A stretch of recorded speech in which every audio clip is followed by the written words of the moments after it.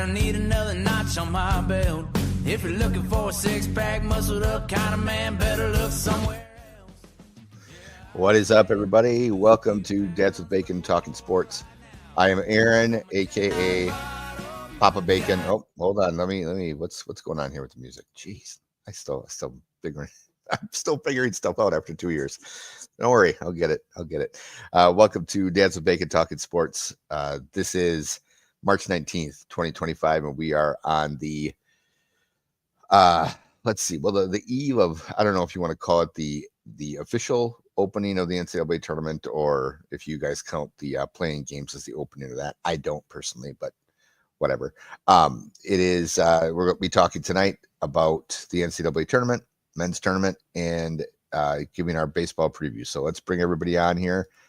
We got Charles, we got TJ, we got Ben. How you guys doing? Doing all right, man. I'm watching you. A little Brady Bunch action going on here. Fucking scary movie waiting to happen. So how was your weekend, guys? Quick, good. Hectic as hell. Oh, Yeah, man. Mine was awesome. I think I see my reflection in Charlie's head. I was just about to say fresh shave, man. Fresh shave. Hey, let me tell y'all, AJ had his first soccer game this weekend. We transitioned from football to soccer, and the kid is a natural. 2 goals and 1 assist. Nice. It was pretty slick. Yeah. He was doing pretty good. So is he playing football? Is he going to be playing soccer instead of football, or still? No, he's going to do football in the fall. Okay. But he wanted to do soccer, and then Matthew came to me the other day, and he's like, "Daddy, when do I get to play sports?" And I was like, "Oh, you're gonna be 6 this year." He's like, "Yeah." I was like, "Play this year. What do you want to play?" And he's still my beating heart. Kid said he wants to play baseball. Nice. Yeah. I do want to say one thing. I want to give a huge shout out to my best friend AJ and his wife Emily. They got married this weekend. I finally recovered today. It was such a long weekend, but I want to say congratulations to them. It's been a long time coming, and I can say finally, fucking hallelujah. We've been waiting for this one forever. Well, congratulations to them. You know, I haven't been to a wedding in forever, and I think one of the reasons why is because at my age now, it would take me at least a week to recover. It's also second marriage. At our age, Papa, it's usually second or third marriages we're going to. True. It's not too often first time around at our age. So Oh man, but at my age, I got to recover just from watching other people drink. Oh, dude, like it was bad. Like it wasn't bad, but I tell you what, that the night itself, good Lord, I'm pretty sure the bartender thought we were all alcoholics in the first 5 minutes we were there. probably wasn't wrong. Blame it on the night. Literally blame it on the night.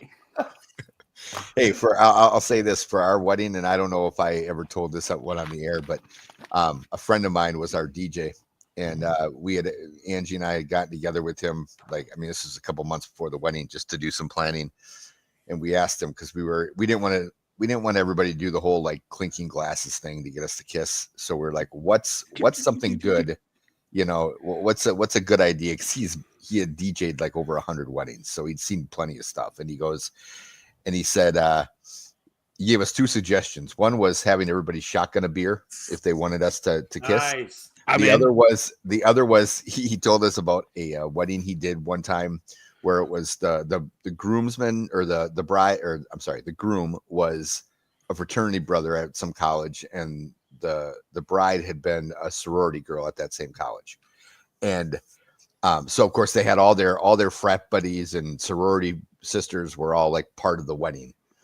And for whatever reason, they decided to make people eat a live goldfish if you wanted to, you know, and I was like, okay, here's the thing. It has to be something I'm willing to do. You know, if I'm not willing to do it, I can't ask other people. So of course we did shotgun and beer. We went through 2 cases within 5 minutes. I was about to say So TJ, you think the bartenders thought you guys were alcoholics? I'm pretty sure they kind of had that idea about ours, but when we started the day out, that's true. I'll say when we started the day out, we were already 3 cases of Smirnoff Ices in, and then we had to go 2 a place to get photos, and there was a 30-pack of Natty Light sitting there. So where do you think that went? We all drink all that, and then we get to the venue and we're all drunk. It was great. Yeah, there you go. That's I can't do Smirnoff Ice anymore. It might kill me. That's like one drink, rotten hangover right there. I think. Oh yeah. Right. It was hard because one of the guys in the groom's party, he doesn't drink at all. Like he stopped drinking. He's clean, everything, and it was awesome. And I'm really proud of him. It's been a while, but man, we had a double back for him because if he wasn't drinking, somebody had to drink his stuff. So he would give it out to everybody else. So by the time we were all dressed, we were stumbling around trying to figure out whose shoe was where. And then, I think that's my belt buckle. No, that's his belt buckle. And there's like a bow tie and a cummerbund over there. Like, oh, dude, it was fun. I'm very happy for him. I love them both, but no more weddings, please. Yeah, we started drinking. My wife and I, for our wedding, it was cool. You know, kind of a destination wedding. We got married down on a little island called Jekyll Island down in South Georgia on the beach and stuff. But we pretty much did everything ourselves and stuff. So we started drinking that morning in a kitchen of the house that one of my buddies had rented out on the beach while we cooked the entire meal for the wedding, man. We was probably hammered. But the funniest thing about my wedding, though, I just got to tell y'all this because, you know, I didn't get married until I was like 38. So I was by the time I got married, I was almost the last one. So everybody who's at my wedding is married except for one of my best friends. He's the only single guy there. So when, you like take your wife's garter off and, kind of like the flowers and stuff, everybody, and we all know each other, everybody made old Landon just stand right there in the middle of the dance floor by himself. And I just danced the garter right over and put it on his head for him, dude. It was hilarious. Only single guy at my wedding, which I kind of felt bad for because there was pretty much no one for him to hit on. I wore a garter at our wedding. That's our story. And this was Weddings with Bacon today, John. Whoa, Ben. That doesn't surprise me. No. I knew there was a reason why I liked you. And for when I renew my vows with my wife, you're coming too. Yes. No, so the whole thing was like I did not feel like frisking my wife in front of her family mainly. It was in Maryland. So I was like, so I put it on my leg. And like the DJ made me like crawl over to her, do a whole dramatic thing, whatever. Then I just popped my leg up next to her, and she rolled my pant leg back, and there the garter was, and so got a nice little pop from the crowd, and it was a good time. So that's great. Nice. But enough about weddings, guys. That's right. We got tournament. We got the tournament going on. Sorry, we just technically this is a wedding too. I mean, we're getting people married in this bracket going down. Well, all I can think about is that poor bastard allowed his wedding to be during March Madness season. So that guy is forever going to miss conference championships or the first round of the tournament every year now, the rest of his life. He doesn't care about basketball. Don't worry. Hey, that's one way to look at it. The other way to look at it is he's guaranteed to be on vacation for the honeymoon while the games are playing. So no work. That's check true. all the games out. I thought about taking vacation just for March Madness before from work. Just to sit on my couch and watch them all. For a second here. I want to ask you guys this question first, because this is one I always ask when I'm talking to other people about the tournament. Who do you think is give me your top 3 overseeded and top 3 underseeded teams in the tournament right now? Because that's where I'm looking at this. Is you're trying to break your brackets. That's where you find them, right? Those teams that are they're a little too high, they're a little too low. They're going to create some confusion. And I'll start you off with one. I think that Louisville as an 8 is disrespected. I'll tell you right now, I actually have Louisville beating Auburn. It's one of those. They're a basketball school to begin with. You've got a good program. They've played some tough games this year. They've been up and down, but so has Auburn. Auburn's been arguably the best team all year, but they've had some weird losses at weird times. So I'm going to say Louisville to me should have been at least on a 5 line. They landed as an 8. So that was a little bit interesting. On the flip side, Texas A&M was a 4. Did not make sense to me. I think that was a little bit of a – I don't know. I don't agree with it. I think that they'll beat Yale, but I think Michigan, if they survive, San Diego will roll the Aggies into that matchup with Louisville. Marquette's another one that I'm going to pick out as being, and this is a homer pick, underrated at a 7 seed. I thought Marquette played, I mean, they were top 20 most of the year. And they played a tough game against St. John's in the semifinals for the Big East tournament. And I thought they should have been given more respect than a 7 seed. And this is all in one bracket I'm picking out, which is silly, but it really is a funky bracket to look at. Going the other direction here again for a underseeded team. You know, I'm gonna say that I feel like St. John's, even as a 2 seed, is underseeded. St. John's should have been a 1 seed. I think that there's a little bit. I think Duke is riding a little bit on reputation here, and I think that I would have put St. John's over Duke. It's not a massive oversight, but it is an oversight in my opinion. And my last for underseeded is Illinois with a 6. I think Illinois again is a good team. They played some good basketball this year. Kind of fell off a little bit there late with their overall, and I think that they're a team that again could, I'm not saying they will, I didn't pick this, but they could beat Kentucky in that second round matchup, and it wouldn't shock me. So I guess who wants to take that next? But I'm just going through that. Those are kind of my 3 overseeds, underseeds. I'll go for this one. I'll even make one of who shouldn't have made the bracket, in my opinion. So for me, I'm going to be a homer as well. So sorry about this. And it's also in the Big Ten. Again, sorry to both of you for this one. I feel like Maryland should have been higher. Maryland had a very solid season. They were very surprising this year. And God, if my mom is watching this, I love you to death, but I'm not a Terps fan by any means. But I do think Maryland needs to be a lot higher on this one. I think that's a crew that could make a good run. They could dance. I mean, damn, dude. I just looking at where they're at in the bracket, you know, they got Grand Canyon. I haven't seen Grand Canyon play, so I don't know if they're good. Probably not. They're a 13 seed. But then you go off of that, they would play Memphis next. You know, it's just like, well, I don't want to say Memphis because who knows? Colorado State may have something in their sleeve as well.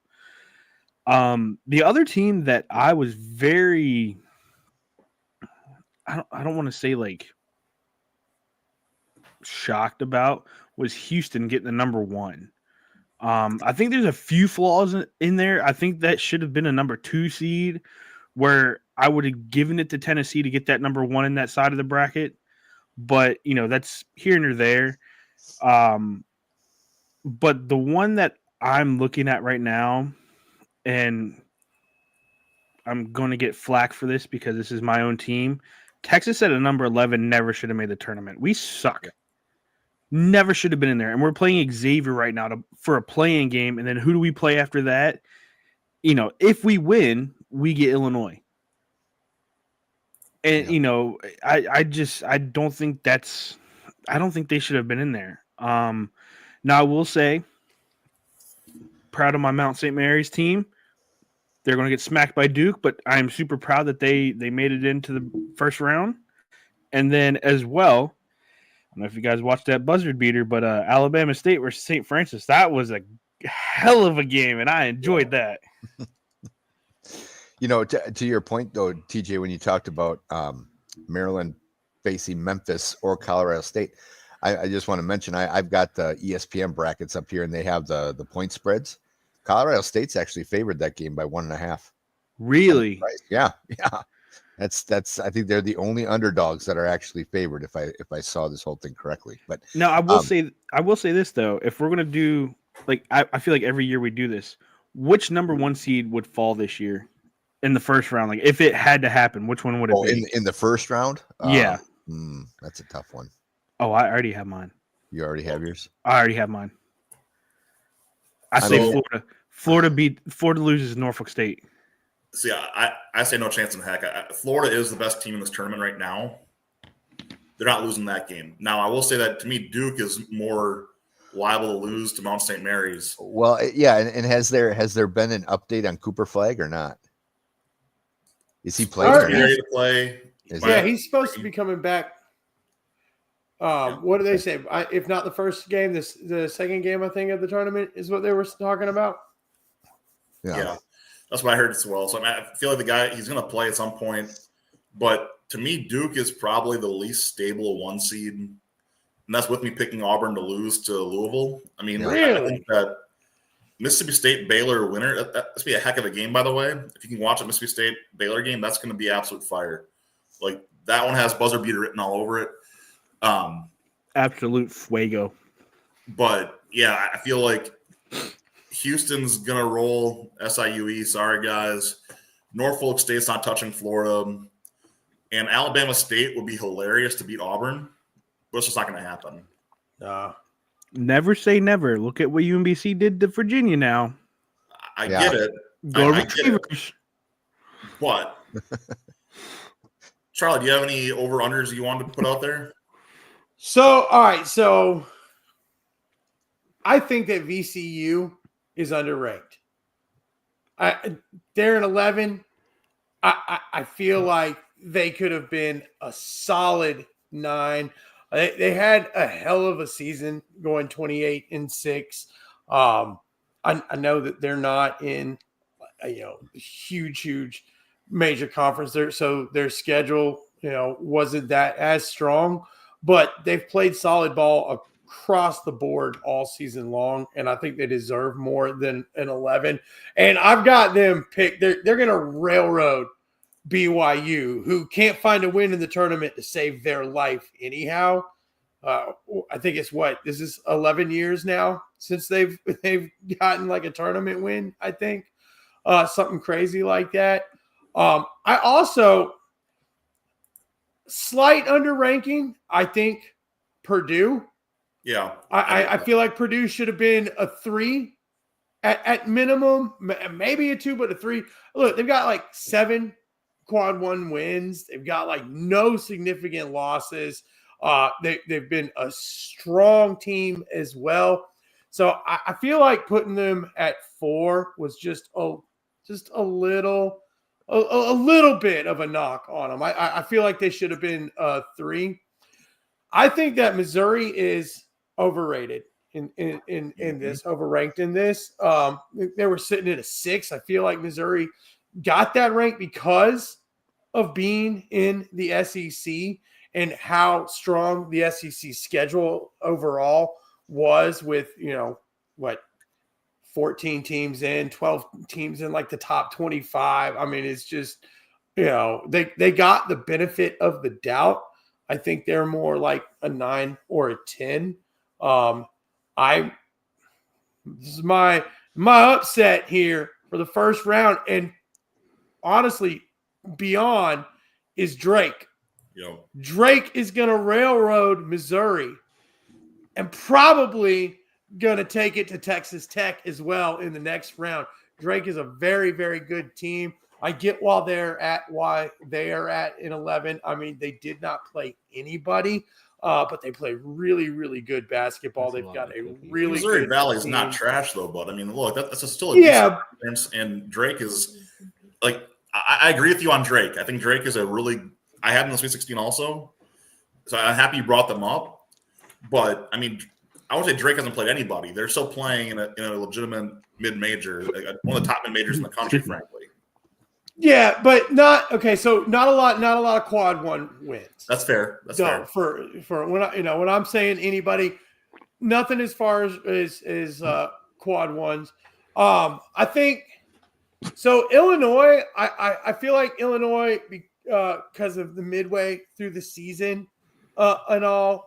It's fair to rank them at 6. I feel like they have a strong enough team to be a 5 or a 4. A few setbacks with them as far as health wise, but that's a team that's like fully healthy now, and I expect them to make a really strong run. And I'm going to pick on one more SEC team too. I think that Kentucky doesn't really necessarily deserve to be a 3. I think you could have put them at around a 5. Again, it's a blue blood, so they're getting the benefit of the doubt, plus playing an SEC schedule in a really, really strong division this year, sits them at a 3. But, look, they were sucking the teat of the SEC in basketball when they made this tournament. That's just what it was, and so Kentucky benefited from that. I think they're overranked at a 3. And honestly, in my main bracket, I've got Illinois taking Kentucky out. A healthy Illinois taking Kentucky out. Mm-hmm. Yeah. I think other than that, for the most part, look, Auburn, you can feel whatever you want about Auburn. Auburn put up the performance and the record throughout most of the season and the play through most of the season, aside from the last maybe like 10 games, to be a number 1. And they were, for the first half of the season, they were legitimately the number 1 team in basketball. I mean, they really were. They lost some steam, and I'm with you. I could see, I didn't pick them to lose until Louisville. I think they're going to get hot again, but I could totally see that coming off of Louisville, coming off of the tournament that they just had. A hot team, very good coach, good players. They've got Creighton. They've got a tough matchup in the first round as well. Auburn, they're going to smoke Alabama State. I think that's a get-right game for them. And I see them probably going all the way until they have to play the likes of Michigan State. Once they get there, I think they're done. I don't have them in the Final Four, but I feel like they earned through what they did, especially in the first half of the season, that they earned their number 1 spot. But I think they're more of a pretender than Duke. All Duke needs to be is healthy to beat most of the teams in the tournament. I need to be healthy. And I would say that Michigan might have been a little overranked as well at 5.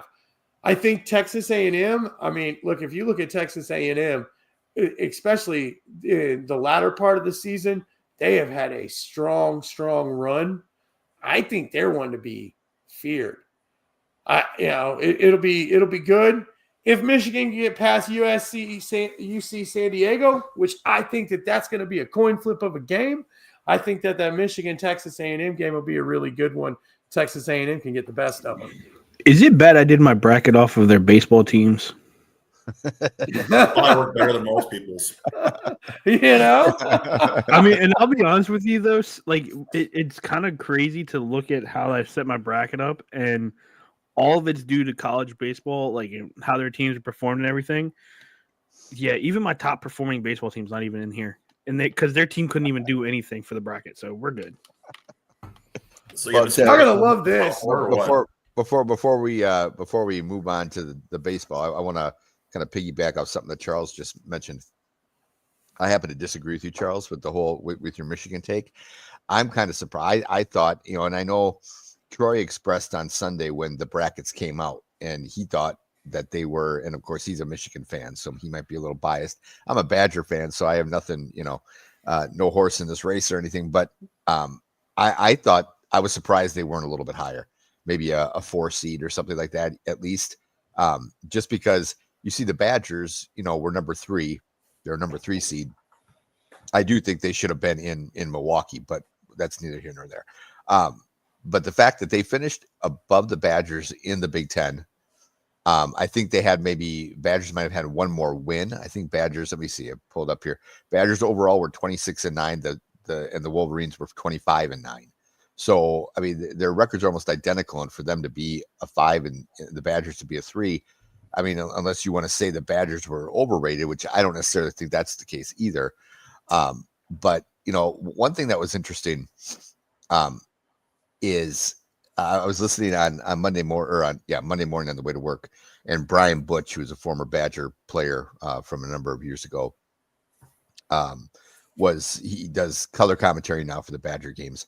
And he was talking about, the guys on the show I was listening to were talking about just basically both Michigan and the Badgers, and how the Badgers didn't get a Milwaukee game in Milwaukee and all those things.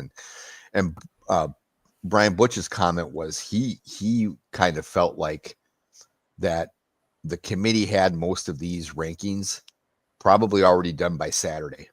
And they probably, and so the Badgers upset of Michigan State probably didn't even have any effect on it whatsoever. So if that's the case, then you certainly know that Michigan's the tournament win isn't going to have any effect, and which kind of makes me wonder then why the hell even play the tournament if you're not really going to if it's not going to matter where teams are. But one thing, but before we go to, let's talk. I want to get each of your thoughts real quick about the snub of West Virginia, but also I want to vent here real quick regarding the playoff and when they came up with the play-in games. So add 4 more teams and have this play-in. I was indifferent to it. I was like, whatever. I mean, we knew it was inevitable. It was going to happen. Fine, do it. One of the things though that bothers me is to me, I feel like every single play-in game should be for that 16 spot. You put those teams and whoever, but to have North Carolina barely get in, most people thought they shouldn't have gotten in, and yet you get an 11 seed. That doesn't make a lot of sense to me. Like, to me, it's like, wait a minute, you snuck in because of the reputation of your school and your conference. And now, not only because you win, now you get an 11 seed instead of a 16. I don't know. Let me, Ben, you I absolutely agree with you on that. Yeah. So I'm on the other side of this one. To me, look at this in reality. We have the automatic bids there already. Does anyone think that American or Grand Canyon on any given day is typically beating North Carolina? Well, okay, I won't say American would beat North Carolina, but they did give Duke a run for their money in the first half, and then they shit the bed. But I get it. It's a two-half game, but American has the potential to really surprise people. And the fact that they lost their star player like 3 minutes into the game tonight, and they were hanging in. They didn't really lose faith in themselves until about a third of the way through the second half of that game. I mean, they were fighting, but they lost their main guy. Like, they weren't going to win without him. Wilmington, Omaha, Wofford. I didn't even know Omaha had a basketball High Point, McNeese, Norfolk, Montana, Robert Morris, Bryant. These are schools are not better than North Carolina is right now. But Robert Morris is like, so I could be wrong. I'm not the smartest fucking cookie in the crumble right now, but I'm pretty sure I've heard Robert Morris's name in the NCAA bracket more than any of those other names that you've. Low-key basketball school. I mean, they're not bad. They've produced some talent through the years. But I saw them there here in Green Bay. Like, it's a good team. But here's the thing: to Aaron's point, though, if you've got to play your way in, how in the hell do you deserve to be an 11 seed? If you didn't, you weren't good enough to get picked outright. I mean, in any other sport where we have tournaments where there's a play-in, I mean, that's basically like the wild card. You're last. Okay. It only makes sense. Charles, because your automatic bids are coming from tournaments also. They're playing in. You have teams that are upsetting in these mid-major tournaments, getting automatic bids. They earned it. Okay. I disagree with that too, though. It's another point I want to go through is the NCAA discredits their entire regular season and makes it essentially worthless. Yep. If you're in a mid-major program, because all you're playing for is tournament seeding. Yep. In your conference tournament. That's a joke. If you go out there and you go 19-1 in your conference in regular season, and you have a bad day and you lose to a team in your conference tournament, why are you losing your bid? To me, regular season conference champions deserve the bid over a tournament champion. I would agree. And that I would be okay with if you want to say, hey, make another day available. And in case that team loses, they play the tournament champion for that bid. I'm okay with that. But like, to me, to say you can lose in your conference quarterfinals and you're out of the tournament entirely because you had a bad day, it just doesn't fly with me. And I would say to your point there, Ben, I agree with that. And in fact, it was funny that you brought that up because a couple weeks ago, again on the show I listened to in the morning, Brian Butch was talking about how he feels like it's more impressive for, he said, as a former player, knowing what the grind is like to go through a regular season. He's like, I'm more impressed with a team that can win the season title, basically, in the Big Ten, for example, like Michigan State won. You went through 25 games or whatever it is, 26 games, 30 games, and you came out on top at the end of that grind. And you know everybody's school. It's not like what kind of offense Mike Izzo's going to run. You know what kind of offense Greg Gard's going to run. You know all these things. He said compared to a team that gets hot in March and they win 6 games and all of a sudden you're the best team in the country. He's like, I don't necessarily. That doesn't impress me nearly as much as the teams that win the regular season title at the bigger conferences, whether it's the ACC or Big Ten or SEC or whatever. And I really do agree with that, which I think is why, to me, I think they've already talked about expanding it, maybe going as high as 96, in the next, say, 5 to 10 years. If you're going to do that, then what you do is you give each conference champion an automatic bid. You give each tournament champion an automatic bid. So you could possibly have 2 teams from, say, the Horizon League where UWGB plays, possibly getting into the tournament, and if the same team wins the tournament and wins the regular season, then that's one more at-large bid that you could put in there. But I do agree with you that I think that any team can have a bad day. I mean, we saw the Badgers do it. Actually the Badgers and Michigan both did not play well in that conference. I mean, you could tell they were both gassed, and yet, a lot of times, I mean, we'll see tomorrow. It would not shock me, and I hope I'm wrong on this, but it would not shock me at all if the Badgers put up an egg from 3 and all of a sudden Montana upsets them. It just wouldn't. It's happened before. I've seen this story. Well, in a short rest too, right? This is the part that the committee again didn't take into account. Is if you have teams that are playing in a title game on Sunday, why in the hell are they playing an early game, especially on Thursday? Mm-hmm. It's avoidable. You can avoid this. Yeah. And so I don't know. To me, I've heard, and again, it is what it is. You get what you get, and you do what you can with it. But to me, it's just kind of a little bit wonky. Before we move to baseball, if I could ask you guys one more question here. Sorry, Aaron. You've already asked it. You've asked too many questions. TJ, it's better if I ask questions to give you my opinion, because I'm going to start railroading you and Charles right out of here. So, no, it's hold on. Before you say something, all right, my buddy just tagged me. I know we're going to talk about baseball, but this is college baseball. Missouri Southern and Newman just ended their game. The final score 25-24 with an 11-run 7th inning. Holy smokes. Wow. Dude. Wow. I'm telling you, college baseball is back, baby. Well, and on a Wednesday, that's weird because usually your bullpen's rested by Wednesday at least, because your weekend – on Sunday, I get it. Sunday, your bullpen's shot. But on a Wednesday game, that's nuts. That's really crazy. Right, I want to ask the question was, if we all hit our final 4 real quick before we move on to baseball, I think it'd be a good conversation fodder here. Yep. And pick your 4, then pick one dark horse outside of your 4 that wouldn't shock you if they were to weasel their way in. Aaron, why don't you start us off on this one? Sure. I'm going to go Michigan State. I'll say Duke just because I think, I'll say Duke. Let's see, Florida. And I haven't even done the bracket. I was waiting for all the qualifying teams to come in. So I'm just looking at the brackets right now. And then I will say, I'll say Tennessee, just because I don't like putting too many number 1s in there because they never seem to. And then a dark horse that wouldn't surprise me.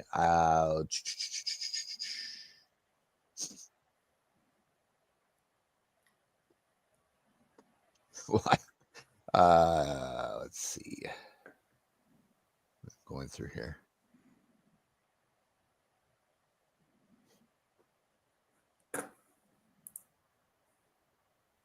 I'll say Maryland.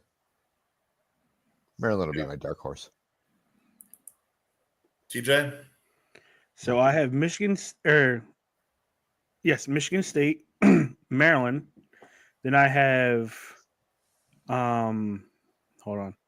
I'm looking at my bracket right now. Then I have Tennessee, and this one's good. And I've got Bama. So that's my Final Four. My dark horse is actually Wisconsin. Okay. All right. I like that for obvious reasons. Charlie, what do you got? All right. So I've got Michigan State, Florida, Duke, and Tennessee. And TJ, I struggled with Alabama and Duke because Alabama is really good, but I expect at that point Duke to be completely healthy. Yes. And I had to go with the blue blood on that one. So dark horse. All right. Here's the thing. How deep are we going? Because I feel like go as deep as you want. Go Stephen A. Smith on me, buddy. Well, no, because that's the thing. Because my dark horse, I feel like they could be a dark horse even though they're ranked number 2. And I wanted to ask you guys if anybody is a believer in this team. So for shits and giggles, I'm going to go with Purdue as my dark horse sitting at number 4. But really, St. John's. Yeah. And anybody a believer in St. John's? Because this is a fucking stud team that's went 5-1 in top 25 matchups and has looked good all season. Ben, didn't you say you thought they might actually they might have been underrated? Yeah, this should have been a 1 seed in my opinion. And it sucks they drew Florida. Yeah, that's the hardest part for me. Looking at St. John's, if they were in any other bracket than Florida's, they're locked to the Final Four for me this year. I agree with you. If they had to go up against Auburn, they would waste them. They beat Duke. They'll beat Houston. But St. John's is not getting past Florida right now. Florida is playing way too well, and this is the first year I think that I can remember for both the men's and women's bracket. I am aligned with the national pick. Florida's the national favorite. South Carolina's the national favorite. And I don't see ways around either of them. It's crazy. So, but I will say this: St. John's is the biggest potential threat in my mind. Looking at Florida and they're going through that bracket. I mean, UConn the only threat. Well, Maryland's a threat. Maryland is a legitimate threat to them in that situation. But it's Maryland and St. John's, the 2 games that if you're a Florida fan, you're looking at going, man, those are going to be tough ones. But that's not till second weekend, so you're in good shape. So, look, I agree with you guys with Florida. I want to disagree with Michigan State, but I just can't. I mean, the more I look at it, the more I don't see anything else coming out of that bracket right now. I do believe that the East bracket will break everyone's brackets this year. You can dream on, Troy. It's an aerospace song for you. They've already used their magic up in the Big Ten tournament. So, but no, look, the East bracket, Duke is primed for that loss between Mississippi State, Baylor, Oregon, Arizona, Wisconsin, VCU, St. Mary's, Alabama. Guys, I have St. Mary's beating Alabama. This bracket is going to jack people up and break a lot of hearts. So I'll look at the East, and I mean, my homer pick is Wisconsin, obviously, but that's not what I'm actually picking. I went through a few iterations of this one. I did take Duke through it, but my gut tells me Duke isn't even in the Elite Eight. So I'm kind of contradicting myself here a little bit. So my dark horse has to come out of this one, whether that's Arizona or Wisconsin or St. Mary's. I don't know. I'm not a Bama believer. Again, great year for Alabama. Take nothing away from the Tide in basketball. They had a great year this year, but I just don't see them making that run. And then as far as I like the Purdue pick, but I think that if Purdue, Houston, and Tennessee are really the ones you're looking at in that Midwest bracket, and I feel like that's going to be Tennessee's chance to take that run to the Final Four. So my Final Four there, guys, was Tennessee, Duke, Florida, and Michigan State. A whole lot of chalk, but don't be shocked. And one thing I'll tell you about this again, the homer in me here is going to give you guys the giveaway on Wisconsin. If Wisconsin scores 70, they win. If Wisconsin does not score 70, they lose. Period. So if the whole trick here is slow Wisconsin down, which you never thought you would say that in your entire life. But slow Wisconsin down, get hands in their face behind the arc, and you can beat Wisconsin. but Wisconsin is feisty and they have a good bench that can play. So we'll see. Troy, since you're here, who's your Final Four, buddy? Michigan's not on it. We already know that for him. He hates Michigan. It sure as hell is Michigan. Anybody have Michigan though? Sure as hell is Michigan. Tell you that. I got Michigan, Florida, Alabama, and Clemson. Okay. Wow, Clemson. Okay. No, I will say one thing. Ben, you were saying something about VCU, and I looked at this year's team versus when they made that run. I want to say it was like, 8-9 years ago with Shaka Smart as their head coach. Mm-hmm. That team with Shaka Smart would be destroyed by this team this year.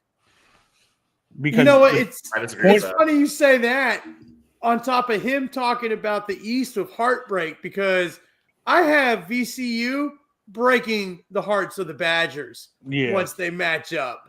VCU's going to make a run. That's a solid team. And Charlie rammed this. Does anybody have a double-digit seed? That seed? round, and I smell a bet coming on between me and Ben. Does anybody have a double-digit seed going to the Elite Eight? Yes. So the 8? I believe I do. Yes. I have Drake's the first one that comes to my mind right away. Drake's sneaky. Drake I like. See, the problem is that Drake, to get there, is going to have to beat St. John's. I have, and that's the thing about it. No, they don't. Wait to see it. Sweet 16 or Elite 8? To get to the Elite 8, they've got to beat St. John's. Yeah, I know you're right. Sorry. Yeah. I've got them going. I've got them matching up in the 16 against St. John's too. St. John's is just.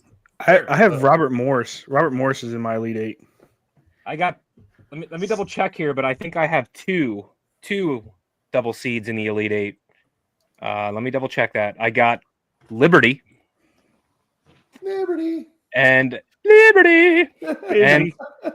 and you guys aren't gonna like this one as much as you guys are blowing smoke up St. John's ass. I got Drake as well. I mean, look, if Drake got a win like that, I don't think it would be a huge shock. St. John's is just really good.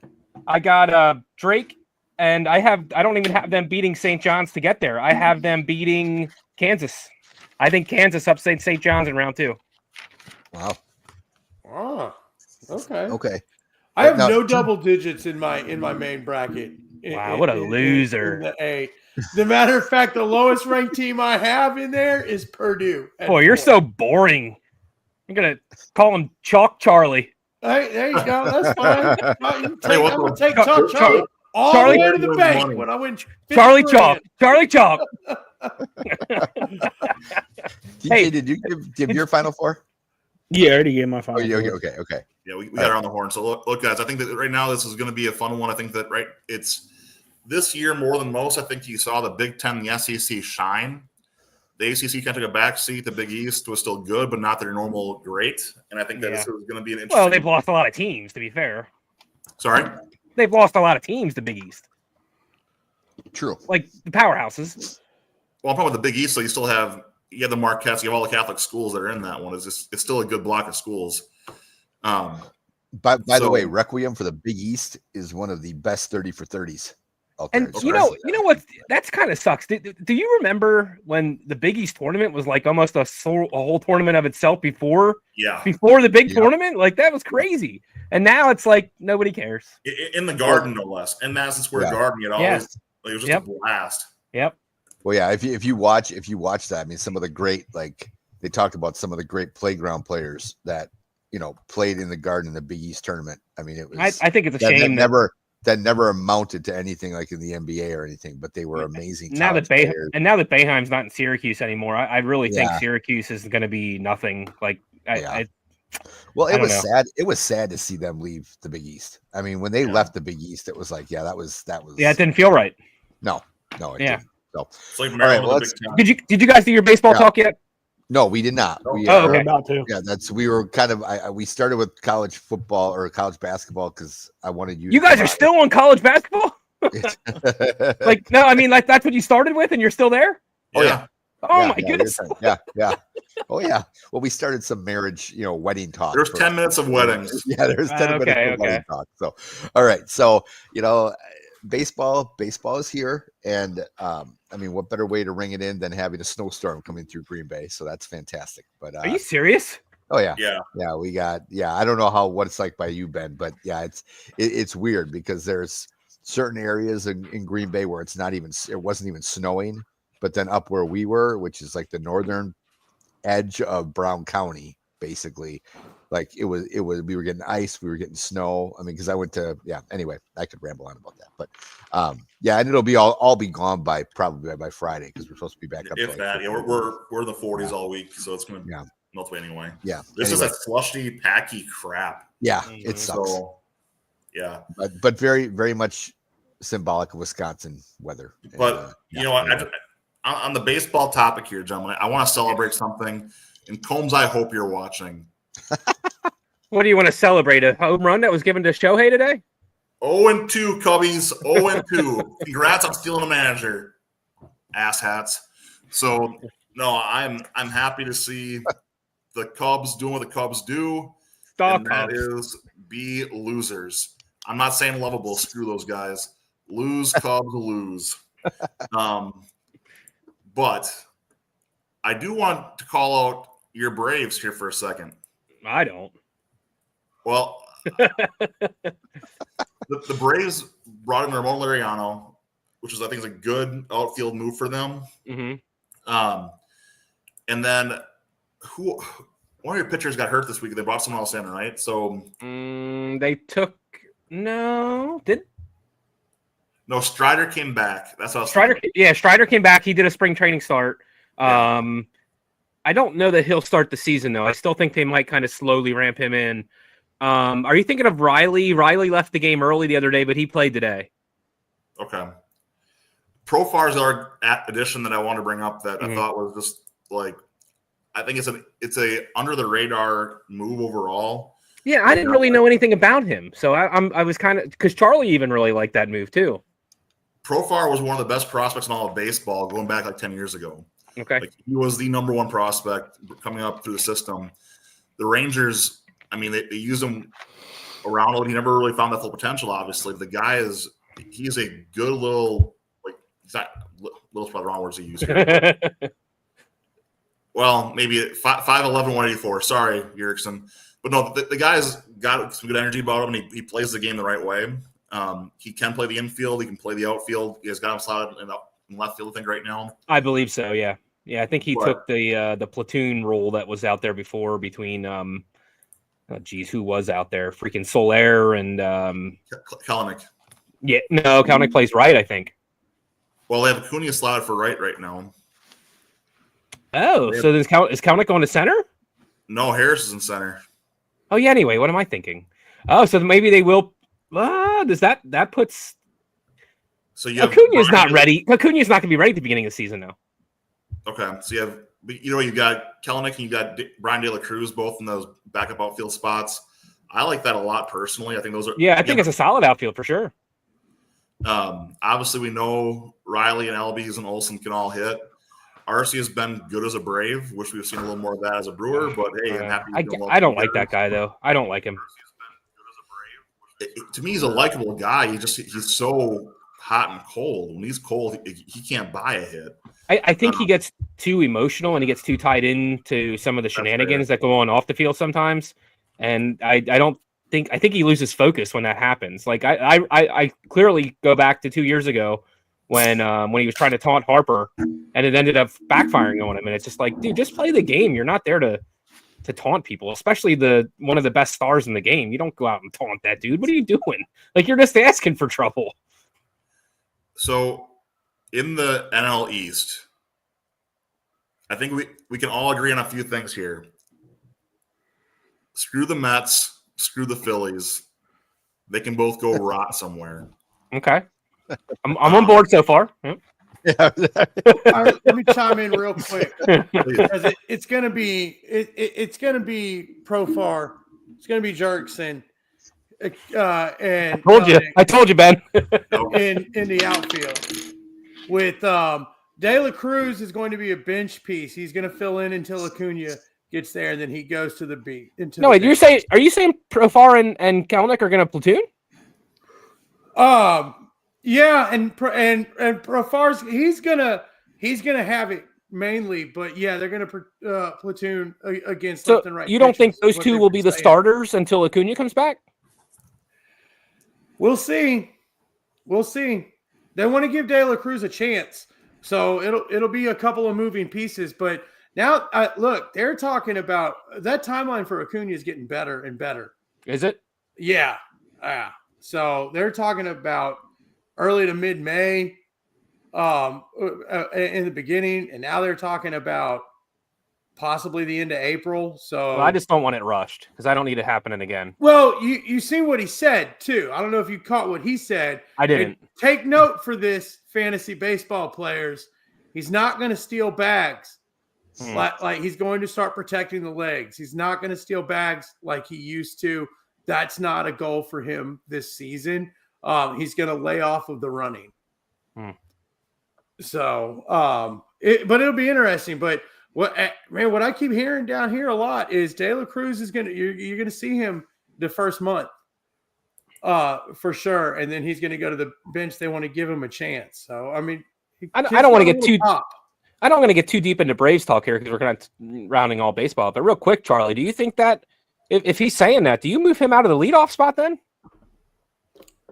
Yeah. Well, yeah, possibly. I think you do.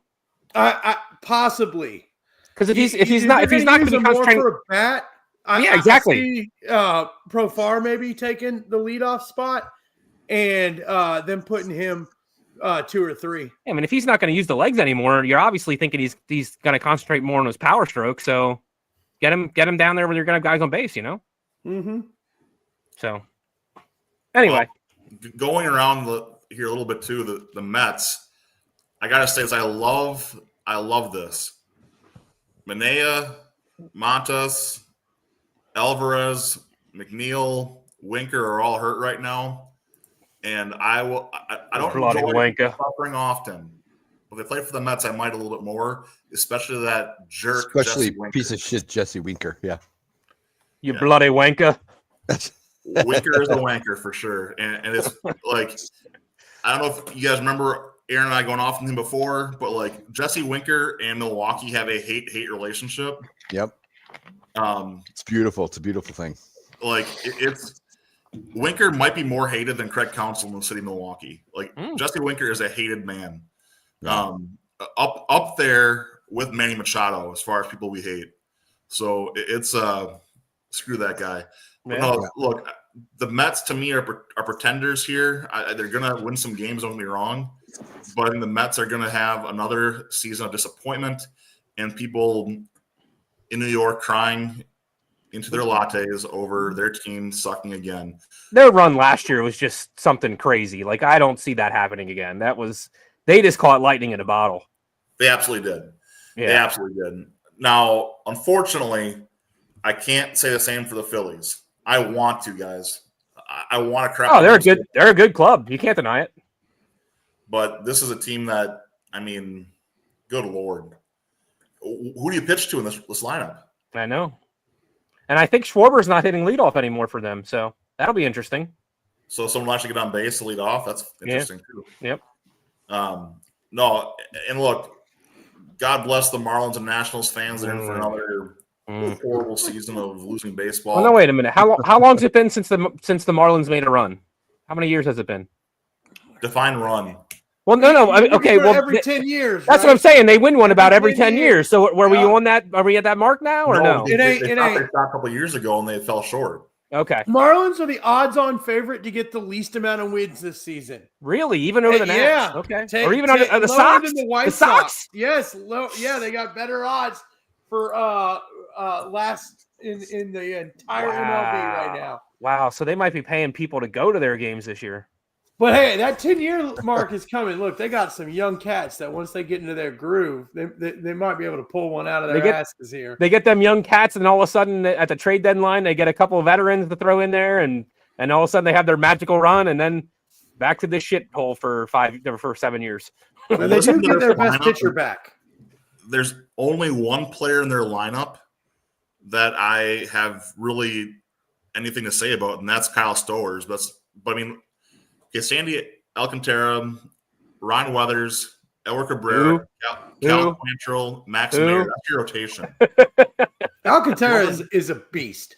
And he is. And it's coming back from the Tommy Johns, but the dude's he's got Cy Young material. Calvin Foucher, your closer. Nick Fortes, your starting catcher. Matt Mervis, first base. Otto Lopez, second. Connor Norby's an interesting prospect at third base. Mm-hmm. Xavier Edwards at short. Stowers at left. Who are these guys? And Jesus Sanchez and Dane Myers in right with Jonah Bride as your. This is a AAA team.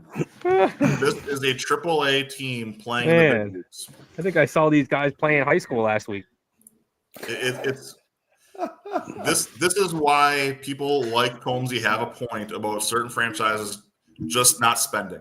You're in freaking Miami.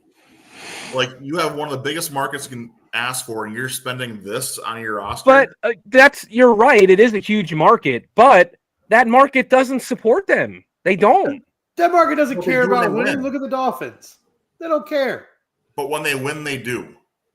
Any city like that, if you put a winner on the field, they will come.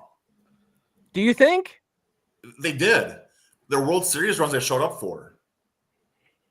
It's not Iowa. They're all stuck at the beach, man. Man, I don't know. I mean, I get your point, but I think I think Dubuque. You don't build a winning team. I think they support them when they have a magical run every 10 years.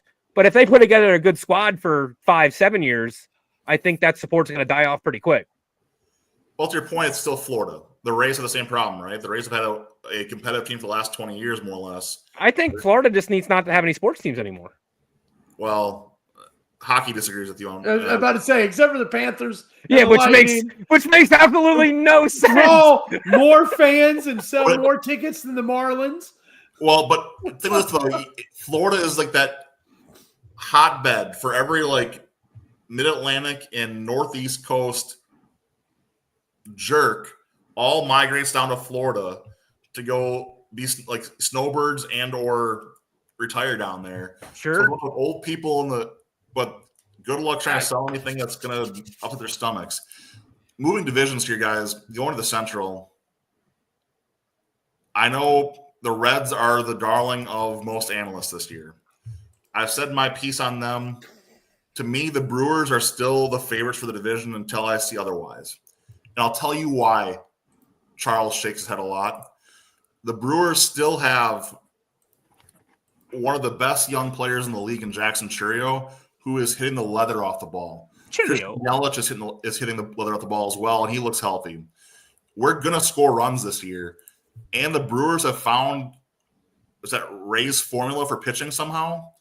But say what you want about our rotation, but Freddie Peralta, Brandon Woodruff, Nestor Cortez, Aaron Savale, Tobias Myers, Jose Quintana, you've got pieces that can pitch in that starting role and some prospects coming up who can backfill when people do get hurt. This is a good rotation. People want to hate on our bullpen. Well, Trevor McGill, Joel Payamps both had really good years last year, and they've looked good coming in. Abner Uribe throws pure fire. And again, Jared Kane. Fire. En fuego. And man, we need a soundboard. Platinum glove Bryce Terang found his bat last year. There's pieces here that you got to like. Our young outfield hits the ball. They play good defense. And if you're going to get hits against us, you've got to place your hits or hit the long ball. So the Brewers, to me, still are the team to beat in the Central. But I will say that the Cubs have the roster. And I said this last year, too. The Cubs had the roster to make a run if they would just put it all together. But they couldn't get out of their own way last year. And I think the same thing is happening in this year. The Pirates, God bless them. We all know what that's about. Wrong. What's that? I was a year early on the Pirates. I called them to win that division last year. I am calling it again this year.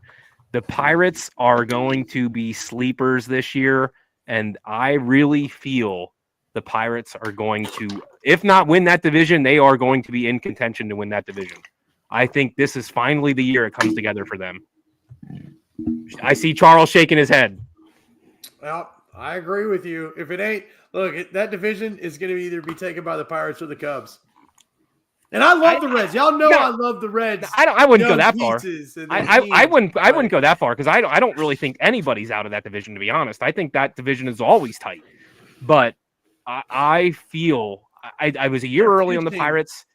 I was a year early with the Orioles before they made their run. I just feel like I was a year early with the Pirates, and I feel like they have the pieces there. If Skeens stays freaking healthy, that's a win every 5 days. I mean, you've still got Keller, and look, moving O'Neill Cruz to the outfield, take some of that pressure off of him defensively and athletically. But he's in center field, dude. Really like that. Center freaking field. Let him focus more on that bat. I love that. He's going to be more comfortable. Overall, he's going to be more comfortable in the game. And that kid that's an incredible baseball player. They've been building for a while. I think I'm with you, Troy. I think it pays off this season. And the Cubs have made all the right moves. They made all the right moves over the past 2 seasons. They've built something. I mean, despite this bullshit start of the season that we had over in fucking Japan, when we're giving people home runs. I mean, what did you expect was going to happen with those 2 games? You took Team Japan and let them play in Japan a week before anybody else, so all the attention is on them. It's just some more crap that the Dodgers bought, just some more wins that they bought. Look, guys, the Pirates are still at least 3 bats away and a few arms away from being a contenders division.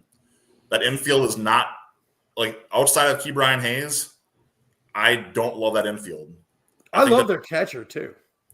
Look, Bart's good. Joey Bart's sneaky good. He's going to have a breakout season.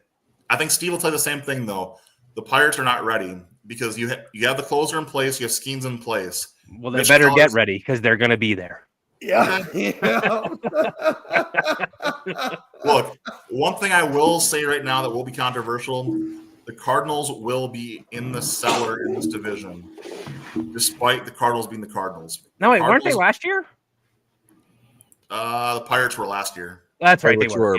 But they were 4th, Yeah. So the Cardinals are either aging or just playing crap at this point, and I love it. I'm here for it. They got nothing. It's so weird, though, because that team – because a lot of times they don't really seem like they have anything, and then, like, all of a sudden you'll get halfway through the season, and they're hanging. They're right there. And then by the end of the season, they would always find a way to sneak in and win that division. Now, that hasn't happened the last couple of years, but it always seemed like that was what happened. Like, it always seemed like they had just – that core there.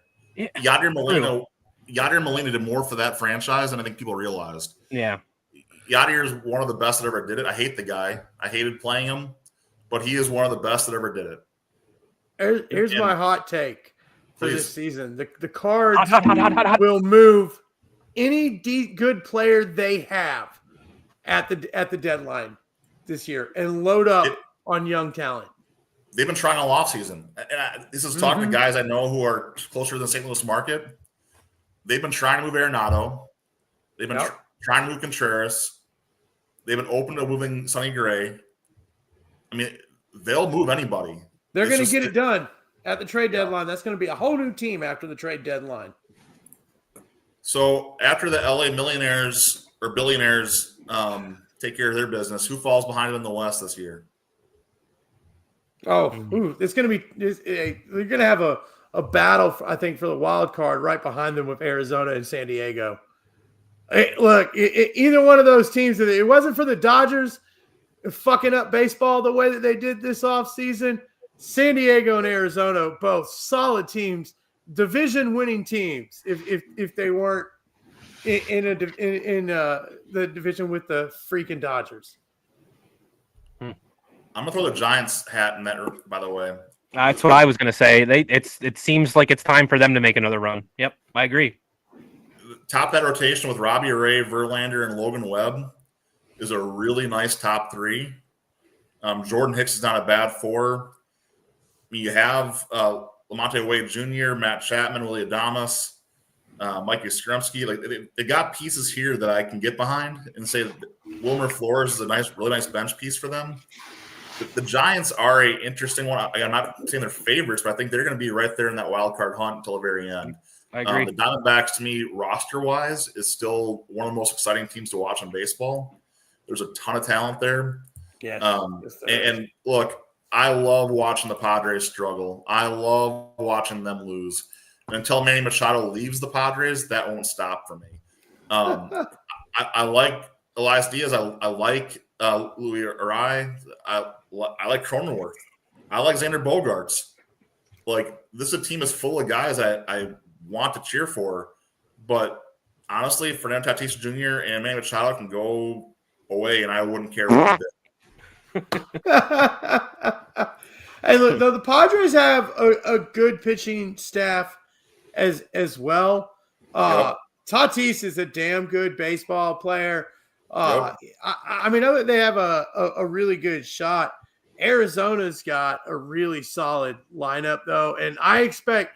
Look, he started off and had kind of a down year last year, but Corbin Carroll is a player, man. Yeah, that guy is a player, and he's going to bounce back this season. I agree.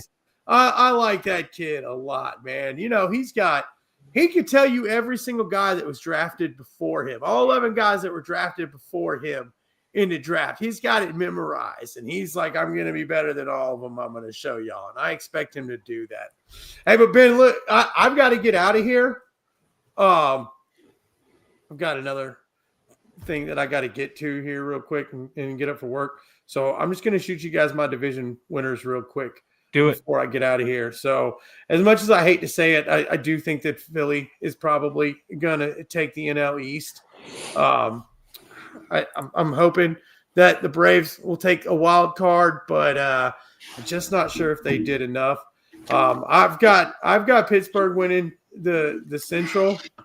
I've got, unfortunately, fucking Dodgers winning the NL West, but only, and I want to make it clear, it's only because they bought the division.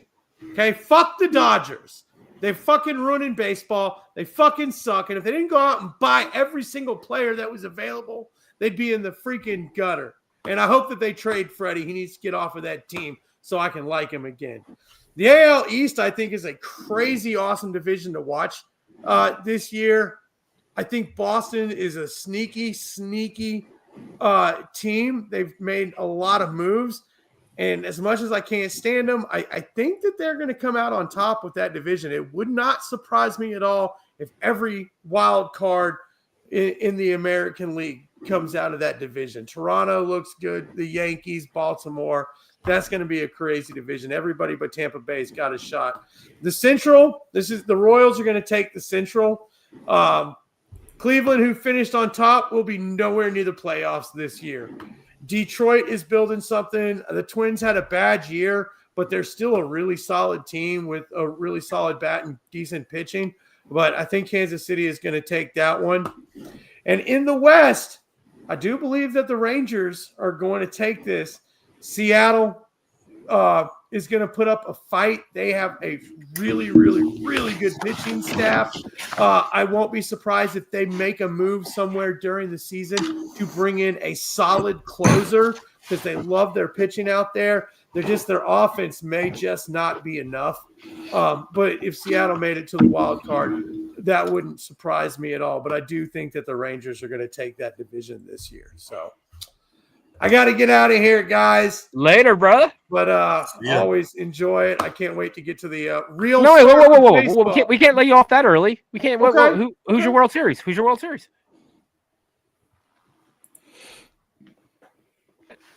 So they are going to get a wild card. Who? All right, my World Series. Look, dude, I don't want to say this. I don't want to say. We all know who went and bought a fucking World Series. So fuck those guys, okay? In California, well, then don't pick them. Don't pick them. But money talks.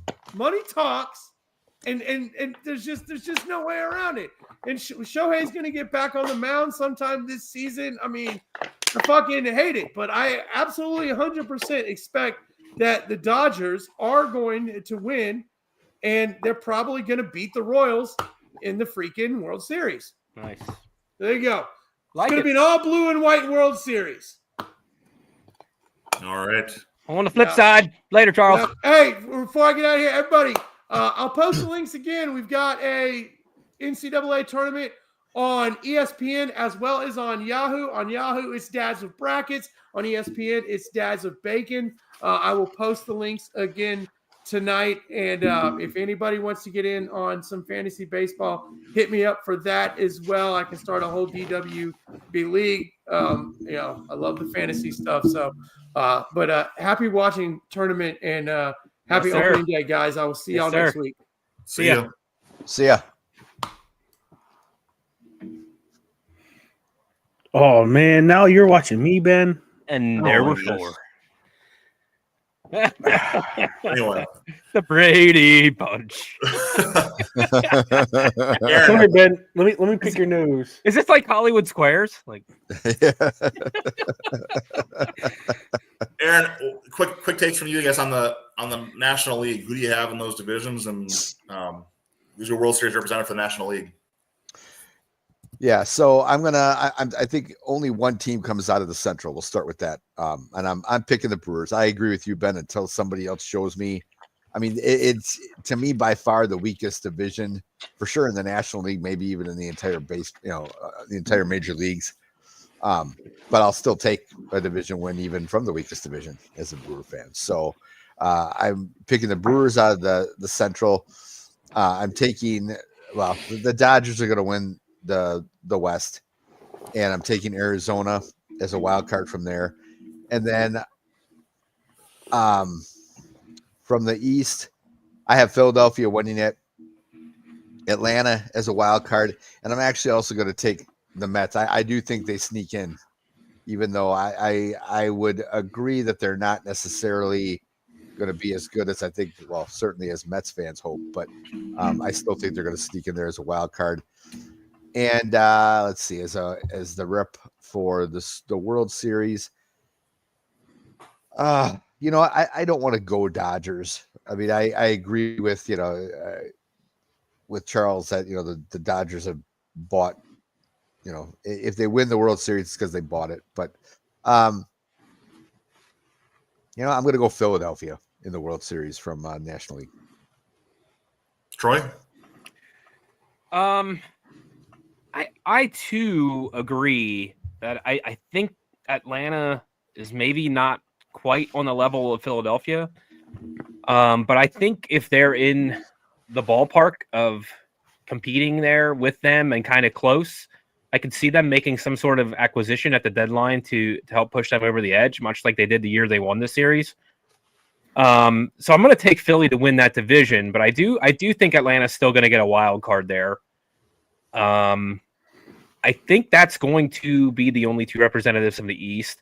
I already told you the Central. I think that's going to be the Pirates. I think they're finally on track, and I think that's going to be a tight division.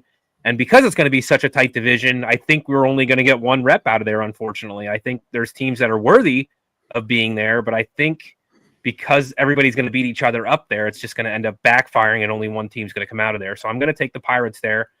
And then in the West, we got the freaking Dodgers. They're gonna win that division.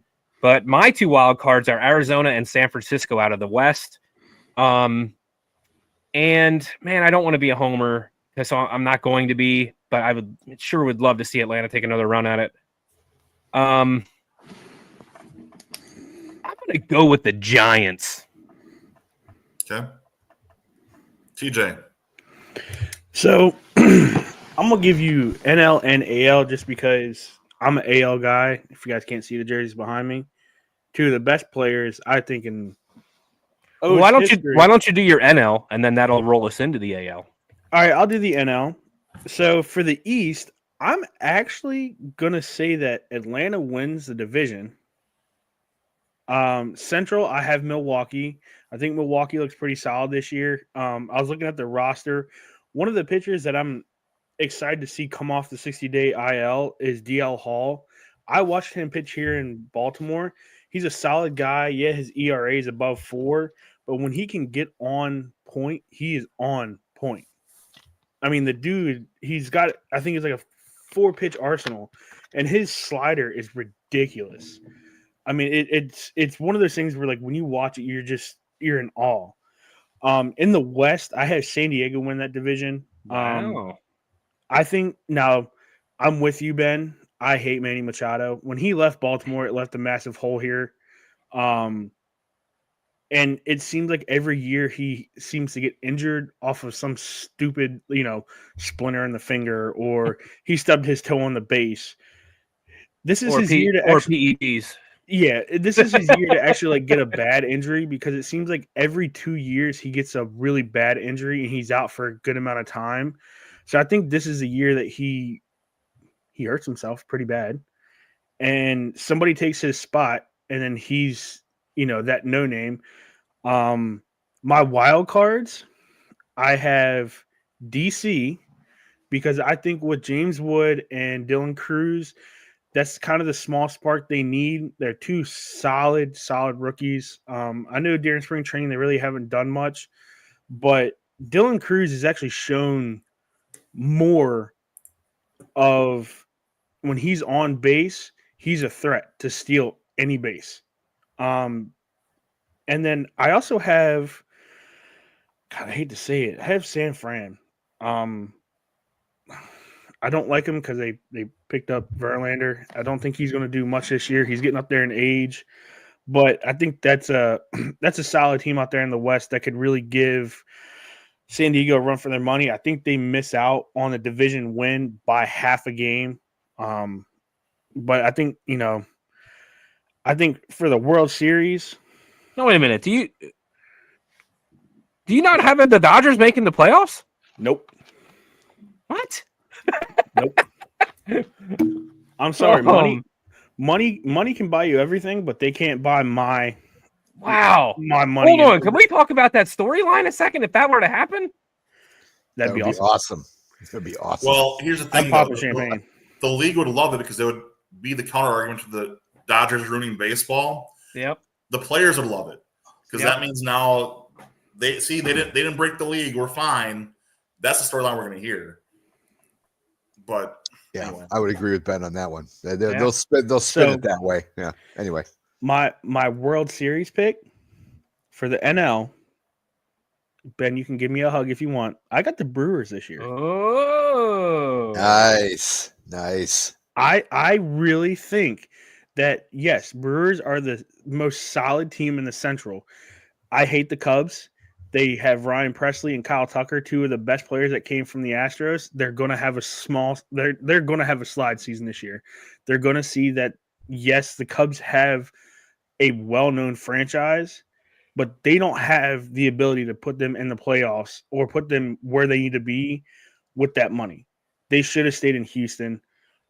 That's, they want money, fine. Go ahead, leave. I don't like the Cubs. I forever will hate the Cubs. Combsy, you can come fight me. That's okay. We'll have a Windy City. I'll get a Windy City knockout. Ooh. I'll pay to watch that one too. All right, so I've got the Phillies in the East, Braves as a wild card, Brewers in the Central, Cubs as a wild card, and I got the Dodgers and the Diamondbacks in the West with the Giants right behind them there. So I actually think that the Cubs do find a way to slip into the playoffs here. And it's more of that's a good roster. They just need to put together. And Council's not a bad manager. Like, look, I don't like the guy right now. I'm still mad at him. I'm still bitter. Yeah, you can call me sour all you want. But it's a good team with a good manager. Those combinations don't usually fail. So I look at that. I'm saying that the Cubs still have holes that I can poke if I want to. But I still think they're good enough to be a wild card this year. And with the Mets, the Padres, and the Giants all right behind them, I think they slip into the playoffs here.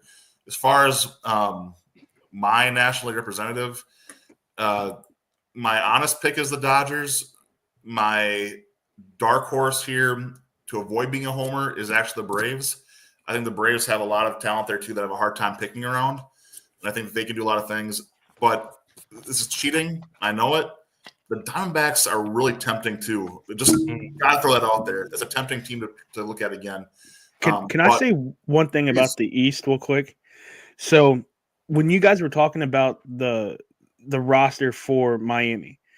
They have Connor Norby, and they have there was one other guy that you guys were saying. Stowers. Thank you. I watched both of them play here in Baltimore. Norby is a solid kid. He needs a lot of help. Let's put it that way. He's a very gung-ho swinger. He swings at anything that's in his, strike zone. But Stowers, on the other hand, is a, side, like he's an outfielder. He plays, his majority of the time when he was here in Baltimore, he was a center fielder. So he played left center, right center. I mean, he was everywhere, and he can make hell of a catch. I think there at Lone Depot Field, he's going to show off why he needs to be a well-paid center fielder, and I think he's going to have a breakout season. If Connor Norby, I think they may send him down to their AAA affiliate to get a little bit of work done so he can perfect his swing. He kind of reminds me of a young Bryce Harper, how he swings. Heavy lumber, heavy swing, but when he makes contact, it's gone. I mean, the kid is phenomenal. I don't think Miami's going to do much. It's sad because they have the talent. They just don't have the ability to really get that momentum to go their way. And I think if they were to make a run, I think you guys nailed it. They're going to do something midseason to bring some, vets in that will make that run with them. So going to the American League, guys, let's start in the East because this is probably the hardest division. Like, again, you guys know I cheer for the Orioles in the American League as well as the Royals, but family connections out there in the Mid-Atlantic. I'm going to get shot for saying this. I feel like the Orioles take a small step back this year. So I think that they have one of the best overall rosters in baseball. And I believe what I'm saying here. I say that, but I also think they're in the toughest division in baseball with a very, very young core. Mm-hmm. A winning core, but a young core that adversity has not quite nailed them square in the face yet. And they're about to get a TJ Coldcock coming right at them right here because it's going to happen. I think that the Red Sox finding the roster that they have this year, the Yankees being the Yankees, the Blue Jays made some good moves, including picking up Santander, who was a big piece for the Orioles over the last few years as well. Look, I hate to say this, I think the Orioles are going to miss the playoffs this year, despite being one of the better teams in baseball. The Red Sox, to me, this tastes like cigarette butts. I think that they're going to make a very nice run this year. That pitching staff in Boston is probably the best in baseball right now, top to bottom. The entire bullpen, the entire rotation. When Giolito's your fifth starter, you got a rotation. Walker Buehler's your fourth. That's a freaking rotation, guys. Yep. And then going around what they've done as well, Alex Bregman's a huge pickup. Trevor Story. I know there's some drama around Devers right now, but look, this is a team that they're gonna be there, if nothing else, because of pitching. I don't discount the Rays. I think the Rays have enough pieces there to compete as well, but I think that they're stuck in a tough division. The Blue Jays are my dark horse this year. They've been that darling for the last 5 years. The Blue Jays, to me, just have something poking me that direction. And again, pitching is part of it. But I think between Vlad's looking at a walk here, right? You have some other players here that you're kind of looking at. So I think in Toronto, there's a bit of urgency here where the front office will be more motivated to make those midseason moves. Right now, for me in the East, I go Yankees, Blue Jays, Red Sox, Orioles, Rays, with 3 of those teams making the playoffs. Aaron?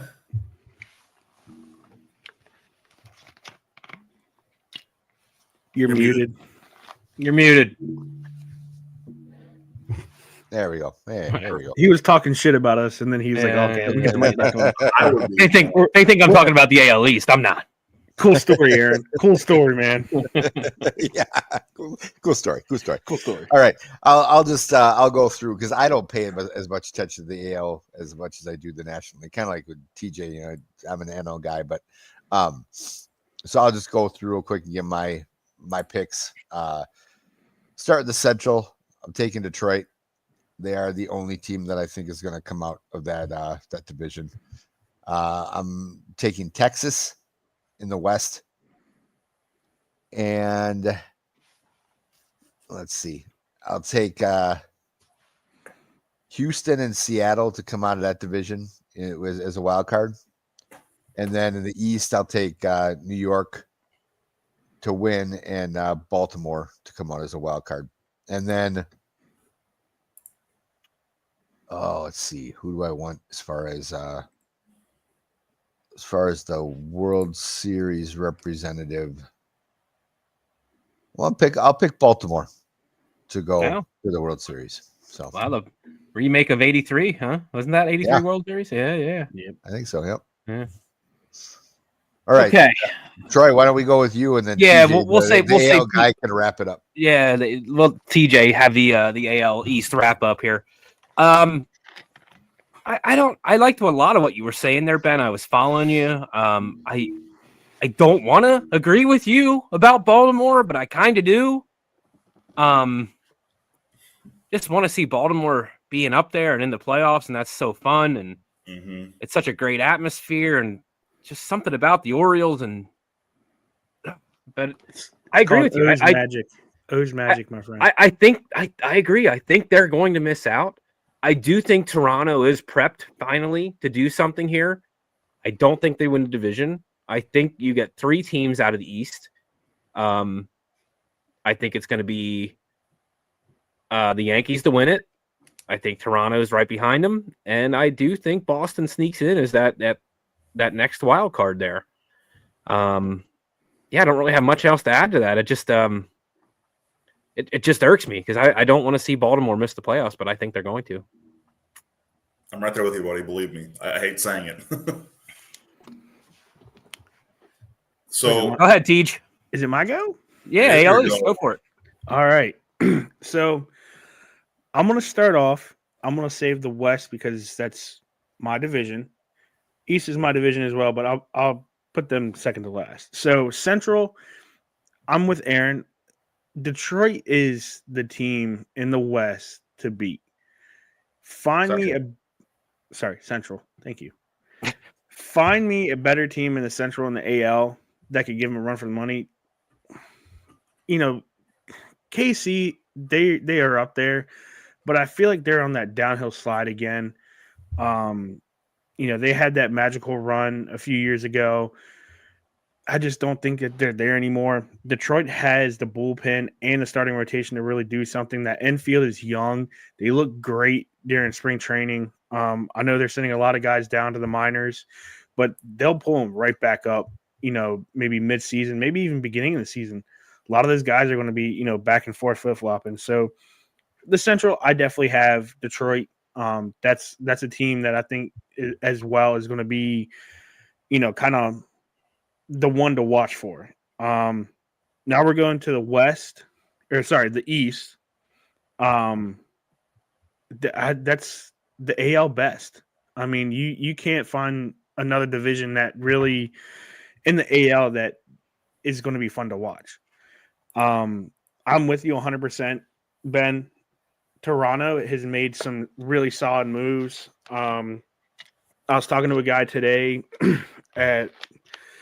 during lunch. He's a Toronto fan, and I was like, dude, the pickup of Tony Taters was solid. Mm-hmm. And he goes, he reminds me of Jose Bautista a lot. And he said he brings that same energy. He could crank a home run at any time. The dude he's there. So him and Vladdy together, that's going to be scary. I feel like the Rays are going to slip this year. They have a lot on their mind with losing their field. They're playing at Steinbrenner Field this year. It's only a 4,000 seat venue, so you may get that place sold out. I doubt it. I would say they were literally selling tickets in Toronto, like in Tampa last year. We have family that lives down there. They were selling them for like $5 to get in, and they were behind home plate. Yeah, and now you're at Steinbrenner Field, $5, and you're sitting behind home plate. I mean, dude, I'll go down there with $100 and just have a night on the town. The Yankees. So this is where I'm a little skeptical with the Yankees. They lost Garrett Cole. I want to see if they can replace Garrett Cole. Yeah, it's tough. That's a big blow to that rotation. Garrett Cole is a solid starter. He's just like, I don't want to say he's just like Skeens because he can't throw like him, but he's at every 5 day, that's a solid win. It's a good thing they picked up Fried, though. Yeah, Fried's going to be good on that team. So the Yankees are going to be there. Now Boston. This is where, and I have a hot take for this one. And I've been talking to Adam about this whole week. So Devers. Fuck you, Adam. Fuck you, Adam. Devers has been talking about a trade. And Devers wants out of Boston immediately because they're going to put Bregman at third. Devers said he's a solidified third. Bregman's a solidified third, and I feel like, when you look at the attributes of both of them, they're both solid. So, one goes down, the other one fits in. It's perfect. My hot take is Devers comes to Houston to give Bregman a giant FU and takes his spot in Houston. We don't have a solidified third baseman. So I think that's my hot take. And honestly, Adam said that would be a perfect, square punch to Bregman. Now we get to the O's. I do think there is a slip this year. I don't think they're going to fall third by any means to the East. I think they'll be second. They'll miss the division. I think they'll miss it by at least 2 games. With that being said, they have a lot of core guys coming back. Yeah, they have some, they lost Stowers. They lost a couple of their pitchers this year. They sent down Kobe Mayo to AAA. That's a kid that I feel like, again, if he can perfect his craft, he'll be a Jackson Holiday of last year, where he's down in AAA for the start of the season. He gets himself better. He comes back and he makes a run for Rookie of the Year. He's a solid player. He's a great player.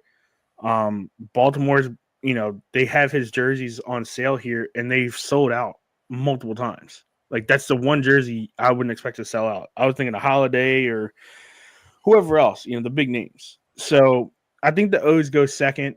But so for the East, I have Toronto winning that division by 2 games over the O's. Now we go to the West. I have the Rangers winning this one. I think they are another power team out in the West that they know what it's like to win a World Series. It's just like Houston. They won it like 2 years ago. Houston won it. They lost 2 years later. They came back and won it again. I feel like this is the Rangers' year to do that. I hate saying that because, ew. Wild card wise for the AL, I have Houston, Boston, and Baltimore. I think Houston will sneak in. I said we've gone from beating trash cans to in the trash can. They've made a lot of small moves in the minor league era of what we have. Sugarland has a bunch of great guys in the AA league. When it comes to our AAA is Sugarland. Our AA is the Corpus Christi Hooks. So, they've got a lot of great guys that they've picked up. They're working on them really well. I say Boston. I think they barely make it in. I think it's one of those things where it may be eked out with Kansas City. So my World Series is the O's and the Brewers. I think that'd be that's a World Series I want to see. Mm-hmm. 2 great franchises going at it. The Brewers have a solid team. I think, if the Brewers were to bring in some of these really good, if they have a solid rotation for the rest of the year, they'll make it in. I think the O's will surprise everybody this year. Yeah, they'll slip, but I think they make it in. And honestly, if I have to go, I think it's going to be 7 games. 7 games, and I have the O's winning the World Series this year. Okay. Wow. So my quick takes here on the Central and the West, I'll give you my World Series here too, is I have the Royals winning the division, Tigers with the wild card. I have the Rangers coming out of the West only. As far as the World Series goes, I'm going to a Dodgers-Blue Jays World Series with the Dodgers winning the World Series. Tastes like crap in my mouth, but that's what I think is going to happen. And it's funny to say because here on the East Coast, and Ben, you have family ties here, and I guarantee if you guys talk sports, the big thing that they're talking about is when it comes to the AL, NL, everybody wants to see a Beltway series in the World Series. I would love that because it's only 45 minutes in between. I think it'd be a freaking riot. I don't think the Nationals really have what it takes to come back to the World Series quite yet. That year that they won it, they had the teams. They had that rotation. They had the closers. They had the infield. They're rebuilding that. I mean, they lost Max Scherzer. A couple of those guys, Lane Thomas, all those guys have gone. They don't have that caliber yet. I think this is a year where we're going to see some big names move in the midseason deadline. Mm-hmm. And we're all going to sit here and scratch our heads saying we did not see that coming.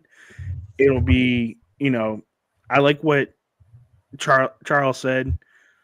I feel like Freddie Freeman, he has that World Series. He's got 2 now. I think he's at that point now where, okay, he's happy. Yes, the Dodgers are pretty much the Yankees of the West. They have the money. They're able to buy whatever they want. I think he wants to now play for the joy of the game, not the money side of the game. I think he comes to the AL and plays the AL, see what it's like. And then I'd like to see him retire as a Brave. I mean, that's kind of how I remember seeing him, Freddie Freeman, as a Brave. I mean, he was scary to watch. I mean, there's a lot of young talent in the minors for everybody. There's a lot of injuries right now. Gunnar Henderson for the O's is not playing for the opening day for either in Toronto or here in Baltimore. He's still with the intercostal strain of his rib. So I was really shocked when they put down Kobe Mayo. I thought he would fill in for Gunnar Henderson and go from there. It's kind of sad. I want to see what Tyler O'Neill does replacing Santander in that center field. I mean, there's a lot of question marks for the O's, but I think that this is a year where they can get over that hump of not winning a playoff game. I mean, they've been swept every year they've been in for the past couple of years. So, I think it's going to be a good baseball year. I'm going to stick with the O's magic here. And, I think that's the team to really watch out for. Now, if we're going to do a dark horse on any side, I gave San Fran was mine on the NL side. My dark horse is kind of scary, but Seattle would be my dark horse this year. I hate playing them. I hate watching them play any of the teams, but they come to Baltimore twice, and I want to watch them and see how they do in a good environment, in a hostile environment in Baltimore at that. So, yeah, it's going to be a fun year. I will say baseball is here, and I'm excited. Let me finish mine up real quick here. I know we're kind of getting pretty long. In the Central, I too am also going to take the Tigers. I think it's the Tigers division. I think they're the only team to come out of that. And then I need 2 more teams, so I'm going to take Texas to win the West and Seattle as the wild card. And my World Series representative is going to be the Toronto Blue Jays.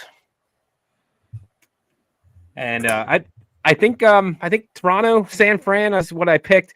San Fran is kind of it's my pick because I don't want the Dodgers to win it. Let's just be honest. It's probably going to be the Dodgers. I think most of us probably agree with that. Except for TJ.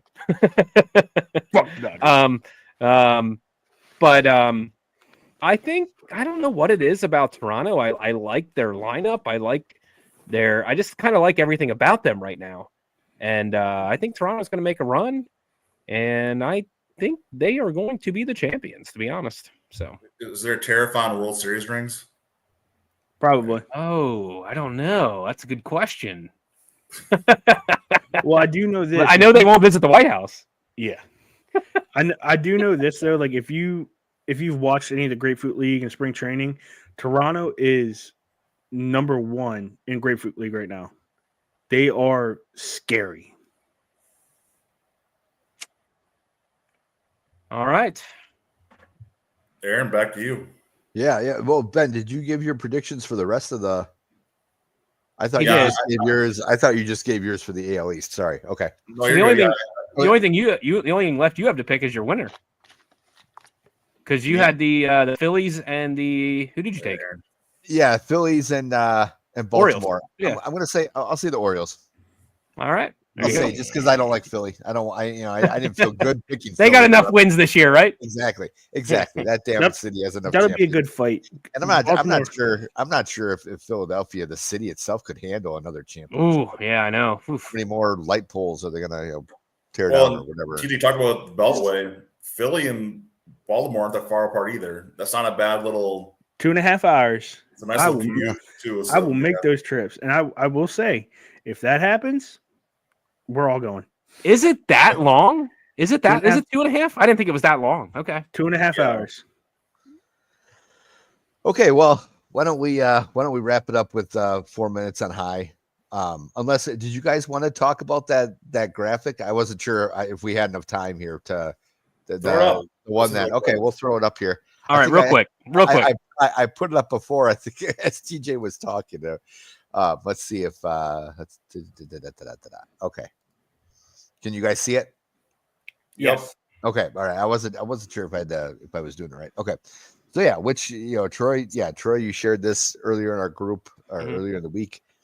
And I thought it was interesting because I look at option A and I say, okay, well that's Cam Newton, and then because I mean he's even said that. He said I'd prefer MVPs over Super Bowl championships. I mean, that doesn't make sense to me. So yeah, I don't like that option. Yeah. Option B seems great, all the titles and playoff appearances, blah blah blah. But I mean, I think Ben's even the one that said it in our group. Like that doesn't mean you're not Ty Detmer on the bench, or that you might have said that, Aaron. I don't know. Well, I brought up Ty Detmer, but Troy was the one, Ben was the one that said, you might be like riding. Yeah, that doesn't even mean you're playing. That you could just be a cheerleader. True. So. Yep. I look at option C, and I like that you get a little bit of individuality there. You get some all-star recognition. You get a lot of playoff appearances, and you get 2 titles out of it. And then you look at option D. Yeah, you don't have quite as long of a run. You do get an MVP. You get 1 title. That kind of feels a little. I don't know. It's hard to kind of put players in that bucket there, but Rodgers had a little bit longer of a run than that, but it kind of feels a little Rodgers-esque. But the thing to me where I look at a couple things. I look at, obviously you're playing a team sport to win titles unless you're Cam Newton. And I look at option C kind of as my one where you get a little bit of recognition. You can still make money with appearances and stuff after your career's over, being an all-star, having championship titles. To me, that feels like the most fulfilling career and the most beneficial after you retire. Okay. Ben, what were you thinking? Yeah, I'm on C as well. To me, it feels more like Scottie Pippen. Like you can be a guy again. He obviously had more titles, I get that, but that's kind of who I equate to in this situation. Yeah. Like you've been around greatness, you've been great yourself to a certain extent. You may not have been the best, but you were great. Yeah. 5 All-Stars, like you were contributing, you were part of that. You truly were part of it. Not saying that you're 53rd man on the roster, but let's be honest, guys. In the NFL, 53rd guy's a 53rd guy. I mean, I would personally look at this and say that I get what you're saying with D. I get it. To me, I honestly don't care about MVPs. Yeah. I would be more concerned with how many of my teammates got MVPs while I was playing with them. Who did I make look better? And so, yeah, C to me is a slam dunk. It's not even close for me, the other three options. Yeah, TJ, how about you? So, looking at this, I'm kind of going through like all sports. So football, basketball, baseball, everything like that. And the way I look at it is option A kind of reminds me of more basketball-esque, because you get those guys who will win all these MVPs, all these All-Stars. They'll have those playoff appearances, but they won't win a championship. Russell Westbrook. Russell Westbrook. Westbrook. Dan Marino. Embiid. Dan Marino. Yeah. And then you look at option B. You got the 12 playoff appearances and 5 championships. That reminds me of like an offensive lineman. I've never seen a lineman win an MVP. Yeah, they get All-Stars. So, the more that I look at that, maybe that's not, I mean, that could be Gail Gilbert. You know what I mean? Like that could be, yeah. That could be any backup quarterback, Charlie Batch. You know what I mean? Like, so, B, I feel like that's great. That's a dream for every little kid is I want all the playoffs and all the championships in the world. But, you still want those accolades. Like, yeah, when I retired, I was an All-Star. I was an MVP. Now, option C, I feel like everybody's going option C. I am as well. You get your All-Stars, you get your playoff appearances, you get 2 titles. That's amazing. Like, I like that. I'm a selfless person. So, like, if I were to, when I played football, never once did I get an MVP, but the All-Stars, I was in 4 All-Stars myself. So I was in numerous championship games and I have 2 titles. So, that's kind of where I'm feeling. That's where like my heart's at. But looking at option D, like as well, that's a good run. I feel like that's almost like hey, I finally won my title. I'm done. I think D needs a little more context, because what if it's only a 5-year career? Exactly. Yeah. I was just going to say what I mean? that reminds me of a career that was cut short by a nasty injury or something like that. Yeah. Especially in football. I mean, that's what, Terrell Davis? You know what I mean? Something like that, Yeah. So I think, option D is definitely a good option, especially if it's a short career. But, C is a lot more, that feels more at home to me. And I know how that feels. Okay. Now, Troy, before I give you mine, I got to ask, I'm curious where you got, I see CBS Sports. Did they happen to mention that these are specific players or not? They didn't. Okay. Yeah. I'm not sure I'm sure they got this somewhere, right? I mean, you don't just make that up somehow. I mean, yeah. Or maybe you do. So, I don't know. AI is an amazing thing, So. Yeah, I was gonna say AI is pretty damn good. So yeah. Now I will say this: if you guys were all in politics, you would have won my vote with option C. I said option B to begin with. I think when you posted it, I even put option B for sure in the comments. Okay. But Ben made a very good argument as far as, I wasn't really thinking about the whole, actually when I saw option B, with the exception of the All-Stars, because I think he went to plenty of NBA All-Star games, but one of my thoughts was Robert Horry. And I thought, again, with the exception of, I think he had a lot of All-Star appearances or a number of them at least, but he has like 7 rings. Something like that. Yeah. Yeah. And I'm like, I'll take Robert Horry's career. I mean, he was never, I don't think, the first option on any team he was on. Right. But you could also look at those teams and say, I don't think those teams would have necessarily won their titles had he not been a contributing factor. Sure. So, and that's kind of, like where Ben talks about, instead of winning MVPs, how many, did my teammates win, that kind of thing. I think of a Robert Horry guy. But yeah, I guess after listening to all your reasonings, option C was probably, it was between B and C for me. And I say option C probably just jumped over it a little bit. I'm gonna look up Robert Horry here real quick and see. Yeah, like I said, I know I bet money that he never won MVP. I don't think he's ever been to an All-Star game either. Really? Unless I'm looking at this wrong. Wow. That's crazy because I guess I always kind of felt like when he was whatever. Anybody want to back me up on that? I don't think I see him with any All-Stars. Huh. Records and honors. Yeah, I don't see anything. And that's an interesting question. I've had conversations about this before too. Like, is Robert Horry an All-Star? Is a Hall of Famer?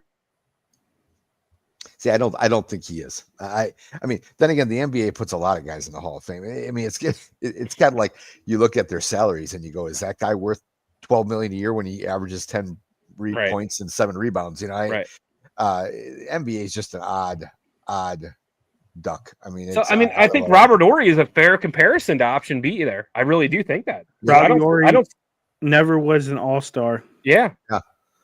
So yeah, that I wonder if that. I guess I'd be curious if that's who they were thinking of when they created that option B category. And if it is, I'd take that. But at the same time, yeah, I could see if you're thinking, you know, hey, I want to end my career and kind of have something to go on afterwards. You know, yeah, having 9 All-Stars or 5 All-Stars or whatever option C was again. You know, that's definitely getting you a little more money when you're showing up to speak at a appearances business and signings and stuff. And signings and everything else. Your point there too with C, I also thought of Dominic Hasek. I mean, a guy, and I'll explain my reasoning there. I know he can get 2, but I'm saying he had to go to the Red Wings to get a Stanley Cup. But the guy had a phenomenal career. He was probably more All-Star appearances than C, I suppose. But either way, he was a guy. He also had a couple MVPs. He had 2 MVPs as well, though. Did he? Okay. Yeah. All right. I missed that part with the MVP. Back to back. I think he won 97 and 98, I think. Okay. Yeah. But, I mean, I feel like guys like Dominic Hasek were like, for me, it's a guy that I think of very highly. A guy who was one of the best at his craft that was on, unfortunately, some mediocre Sabres teams. Yeah, they never had scoring ever. Right. Yeah. But the guy was an absolute monster in the net. And I think his game would translate to today as well as anybody. I mean, the guy had that hybrid style before hybrid style was a thing. Yep. I mean, so no. Anyway, sorry, that's a little bit of a rabbit trail, but no, that's okay. I'm trying to find out. I'm surprised it doesn't just say it right here in his Wikipedia page on his stats here. But I'm almost positive he has 2 MVPs. I'm almost positive of it. And the only reason I know that is because oh, here we go, awards. Yeah, you're right. 97, 98, he got twice. Yep. Okay, I thought so. Yep. I mean, that 98 Olympics, that same year, I think that's, I don't know. Was that the same year they went to I think it was next year is when they went to the finals against the Stars, or maybe it was the same year. I don't know. But that run he had in the Olympics, I mean, that was unbelievable. 1 goal, I think he let in that whole Olympics. He only had 6 first All-Star team, NHL first team All-Star. That's crazy to me that he only had 6 All-Star appearances. Yeah. Well, think about who else was goaltenders at that time, though. You had Brodeur and Waugh, and Cujo was really good then. Richter. Yeah. I mean, there was a lot of really good goaltenders there, you know. So. And he won the Vezina Trophy 6 times also, 94, 95, 97, 98, 99, 2001. Yep. That's dominance. Yep. If you look in that era, especially, that's dominance. Yeah, he was phenomenal to watch, and to be honest, that's the biggest. Alexander McGillney was the first guy I really liked and became a Sabres fan. But then when Dominic Hasek took off, that's when my fandom went to a whole new level, and I didn't miss. Back then, it wasn't as easy to watch a game as it is now. So back then, when they were on TV, I was making a plan to watch that game. You know what I mean? Like I wasn't going to 100%. Miss it. Yeah, and I can tell you for myself, I was too. From you know, I didn't care about the Sabres. Yeah. But I wanted to watch Hasek play. Yep. And I see your hat today. I want to say that's also my favorite logo from the Sabres of all time. Absolutely. They should have never changed it. And look, I just got the shirt too. So nice. So, yeah, I agree. They should have never changed it. I think that logo was – everything changed when they went to that logo. And I don't know why – like it seemed like everything – like all their fate had changed when they went to that logo. So why did they want to go back to something? I don't know. I don't get it. It doesn't make sense to me. Whatever. It is a very 90s logo, but I still love it. I like it a lot. Yeah. Yeah. Yep. And well, All right, actually, fellas, hold on. Oh, go ahead. Yeah. You see it? Yep. Oh, I'm pointing the Buffalo. wrong way. There it is. Yep. Yeah. There's my Hasek jersey there. Yep. So. Nice. All right, guys. So Garden up there too. Anyway, Is who? it's a joke. It's a Savage Garden on that. No. That's the Backstreet Boys. Yeah, there you go. all right, fellas. So in closing, I mean, unless any of you have something you want to get off your chest, I was just gonna see whatever. Oh, you got something, TJ? Go for it, man. Yeah, but you go ahead. You do your thing, and then I'll end mine. Okay. All right. Well, no, I was just gonna see what everybody's plans were this weekend for the first round of the tournament. Anyone have any, or the first weekend of the tournament? I mean, I don't really have any plans. I'll be watching, but I don't really have any plans. Like, you know what I mean? Just I said you don't go anywhere special to watch or anything. No. Okay. Ben, how about you? Tomorrow I'm going to the bar for a little bit, just me and my buddies, just because it's their tradition. Sure. But honestly, this is gonna be the first time probably in 25 years that I'm not gonna sit down Saturday, Sunday, watch a game at all. I'm just gonna take care of getting my house and my stuff in order, so I'm ready for spring and I can enjoy all the things that come with spring. So There you go.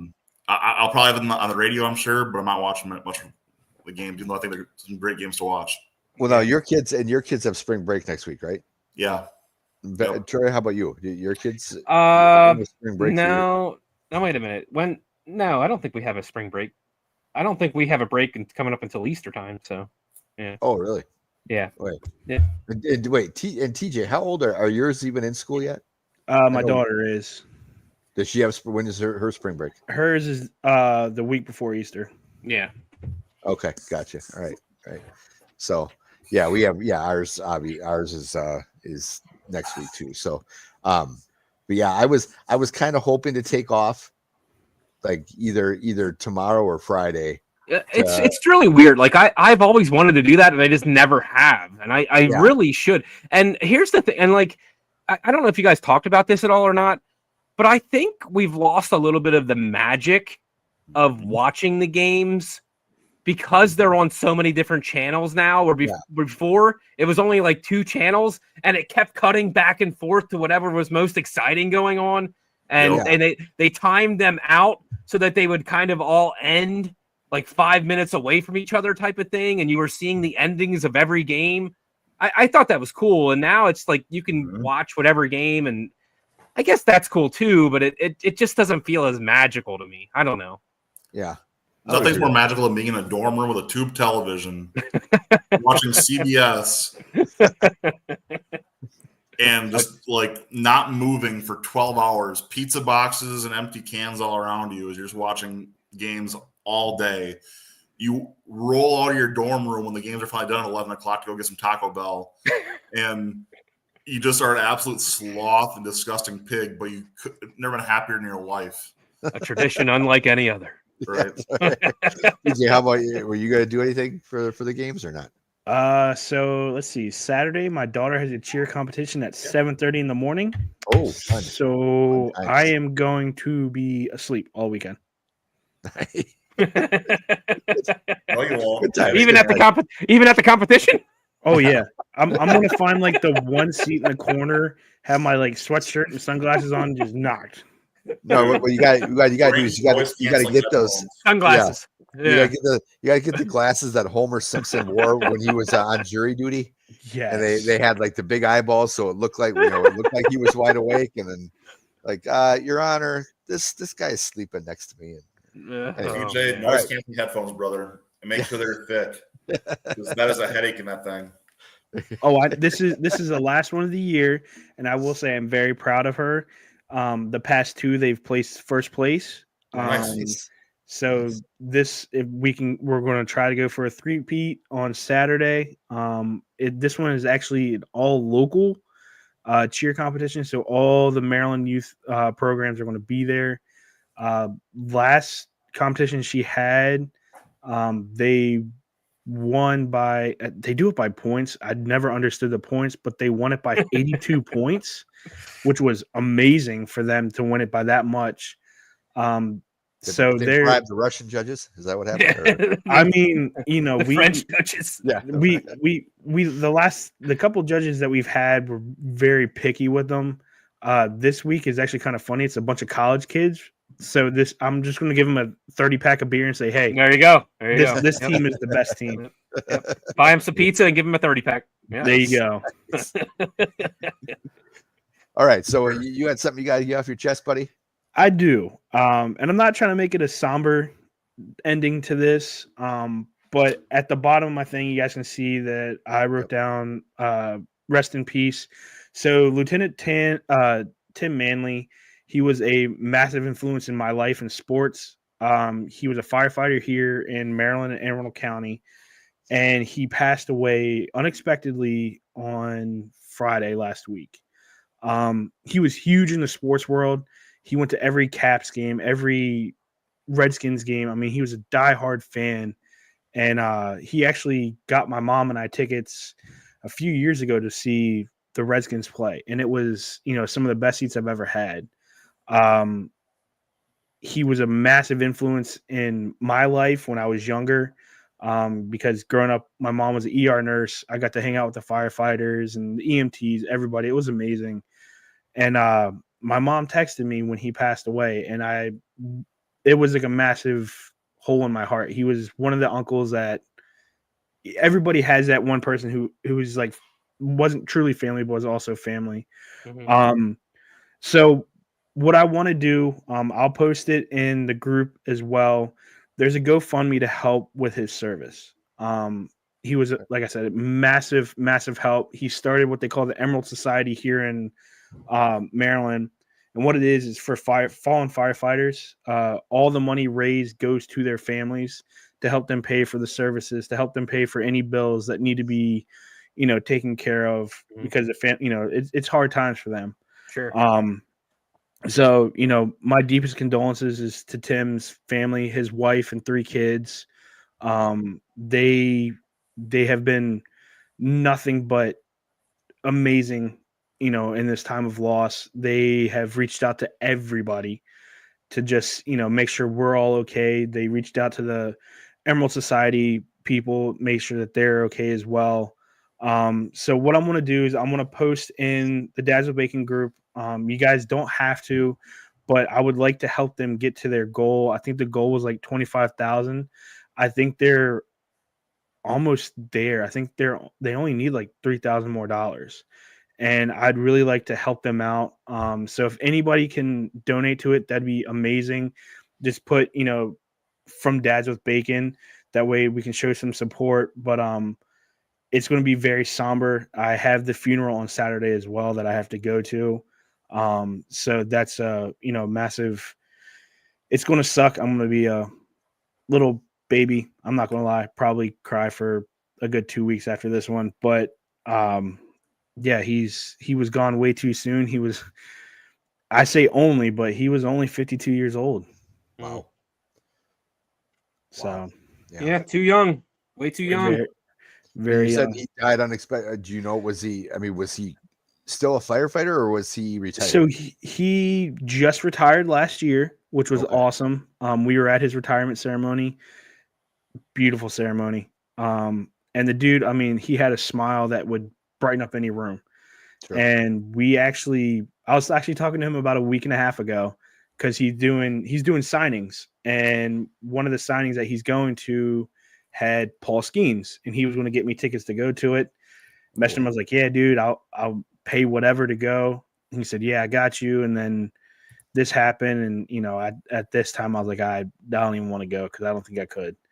So yeah, it's definitely, it sucks. This whole week's been kind of off for me a little bit, but I've got a couple of his shirts that he made. He made some really cool firefighter shirts. I've been wearing them nonstop just because it's very close to me.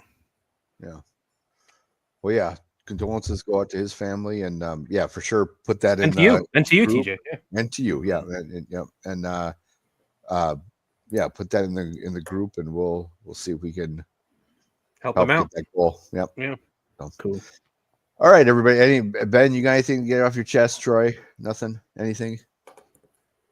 I don't think so. I think I'm pretty good this week. I don't know. It's pretty interesting. This is my first time kind of not just being a helper in Little League and kind of being the organizer of everything. So it's you gain a little bit more respect for what all transpires behind the scenes. Yeah. It just started what, like a week or two ago? Yeah, well, the practices did, yeah, but the whole situation probably started probably about a month ago. Yeah. You haven't had to kick any parents out yet or anything? No, we haven't had anything like that. It'll be interesting. We got 10 kids, so I'm kind of curious as how that's going to work. If I get 2 that can't show, I guess I get call ups from what we call the minors here. I don't know, so we'll see. It'll be interesting. Yeah.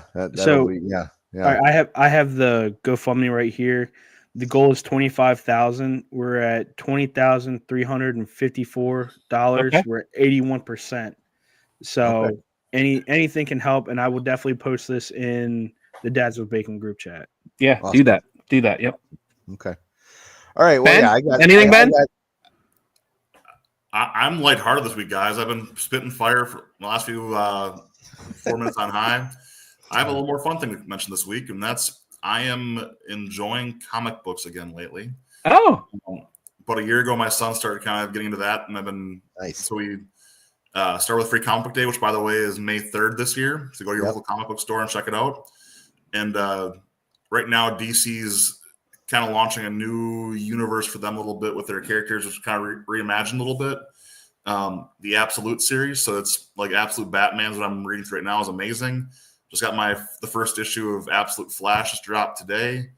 Then also have the Wonder Woman and Superman also unlocked. So it's kind of reading these reimagined characters is pretty fun. So just enjoying some lighthearted reading lately and something different to collect, I guess, right? So nice. Yeah, Dominic reads the comic. We actually went and saw the Dogman movie not too long. You guys, your kids ever read the Dogman? Like, I don't know if they've read it, but I know what you're talking about. Yeah.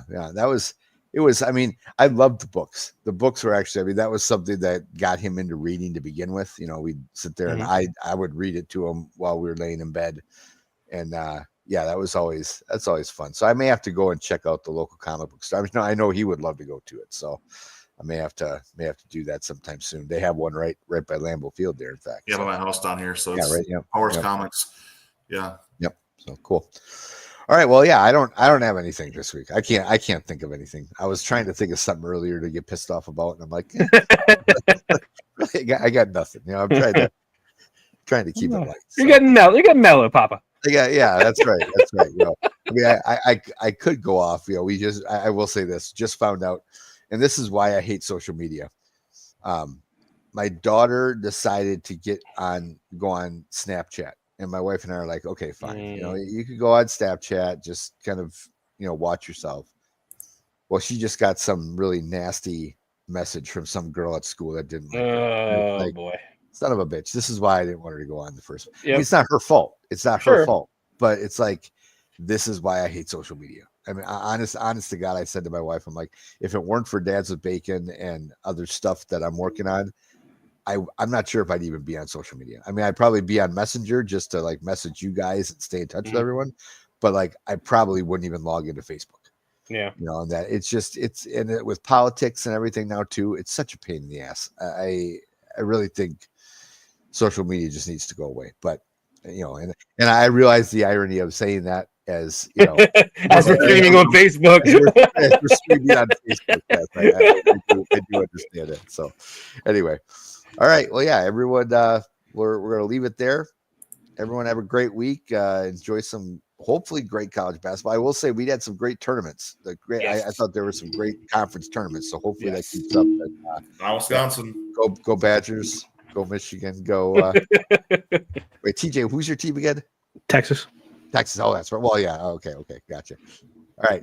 Also, watch college baseball. It is amazing. You got a bunch of Texas teams to pick from. You got Texas Tech, Texas A&M, Baylor. Whoa.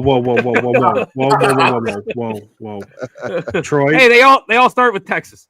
Troy, I will go up there and we will have a stern talking. Well, I'll tell you what, I'm further away than Philadelphia. So I know. See you guys. Later, guys.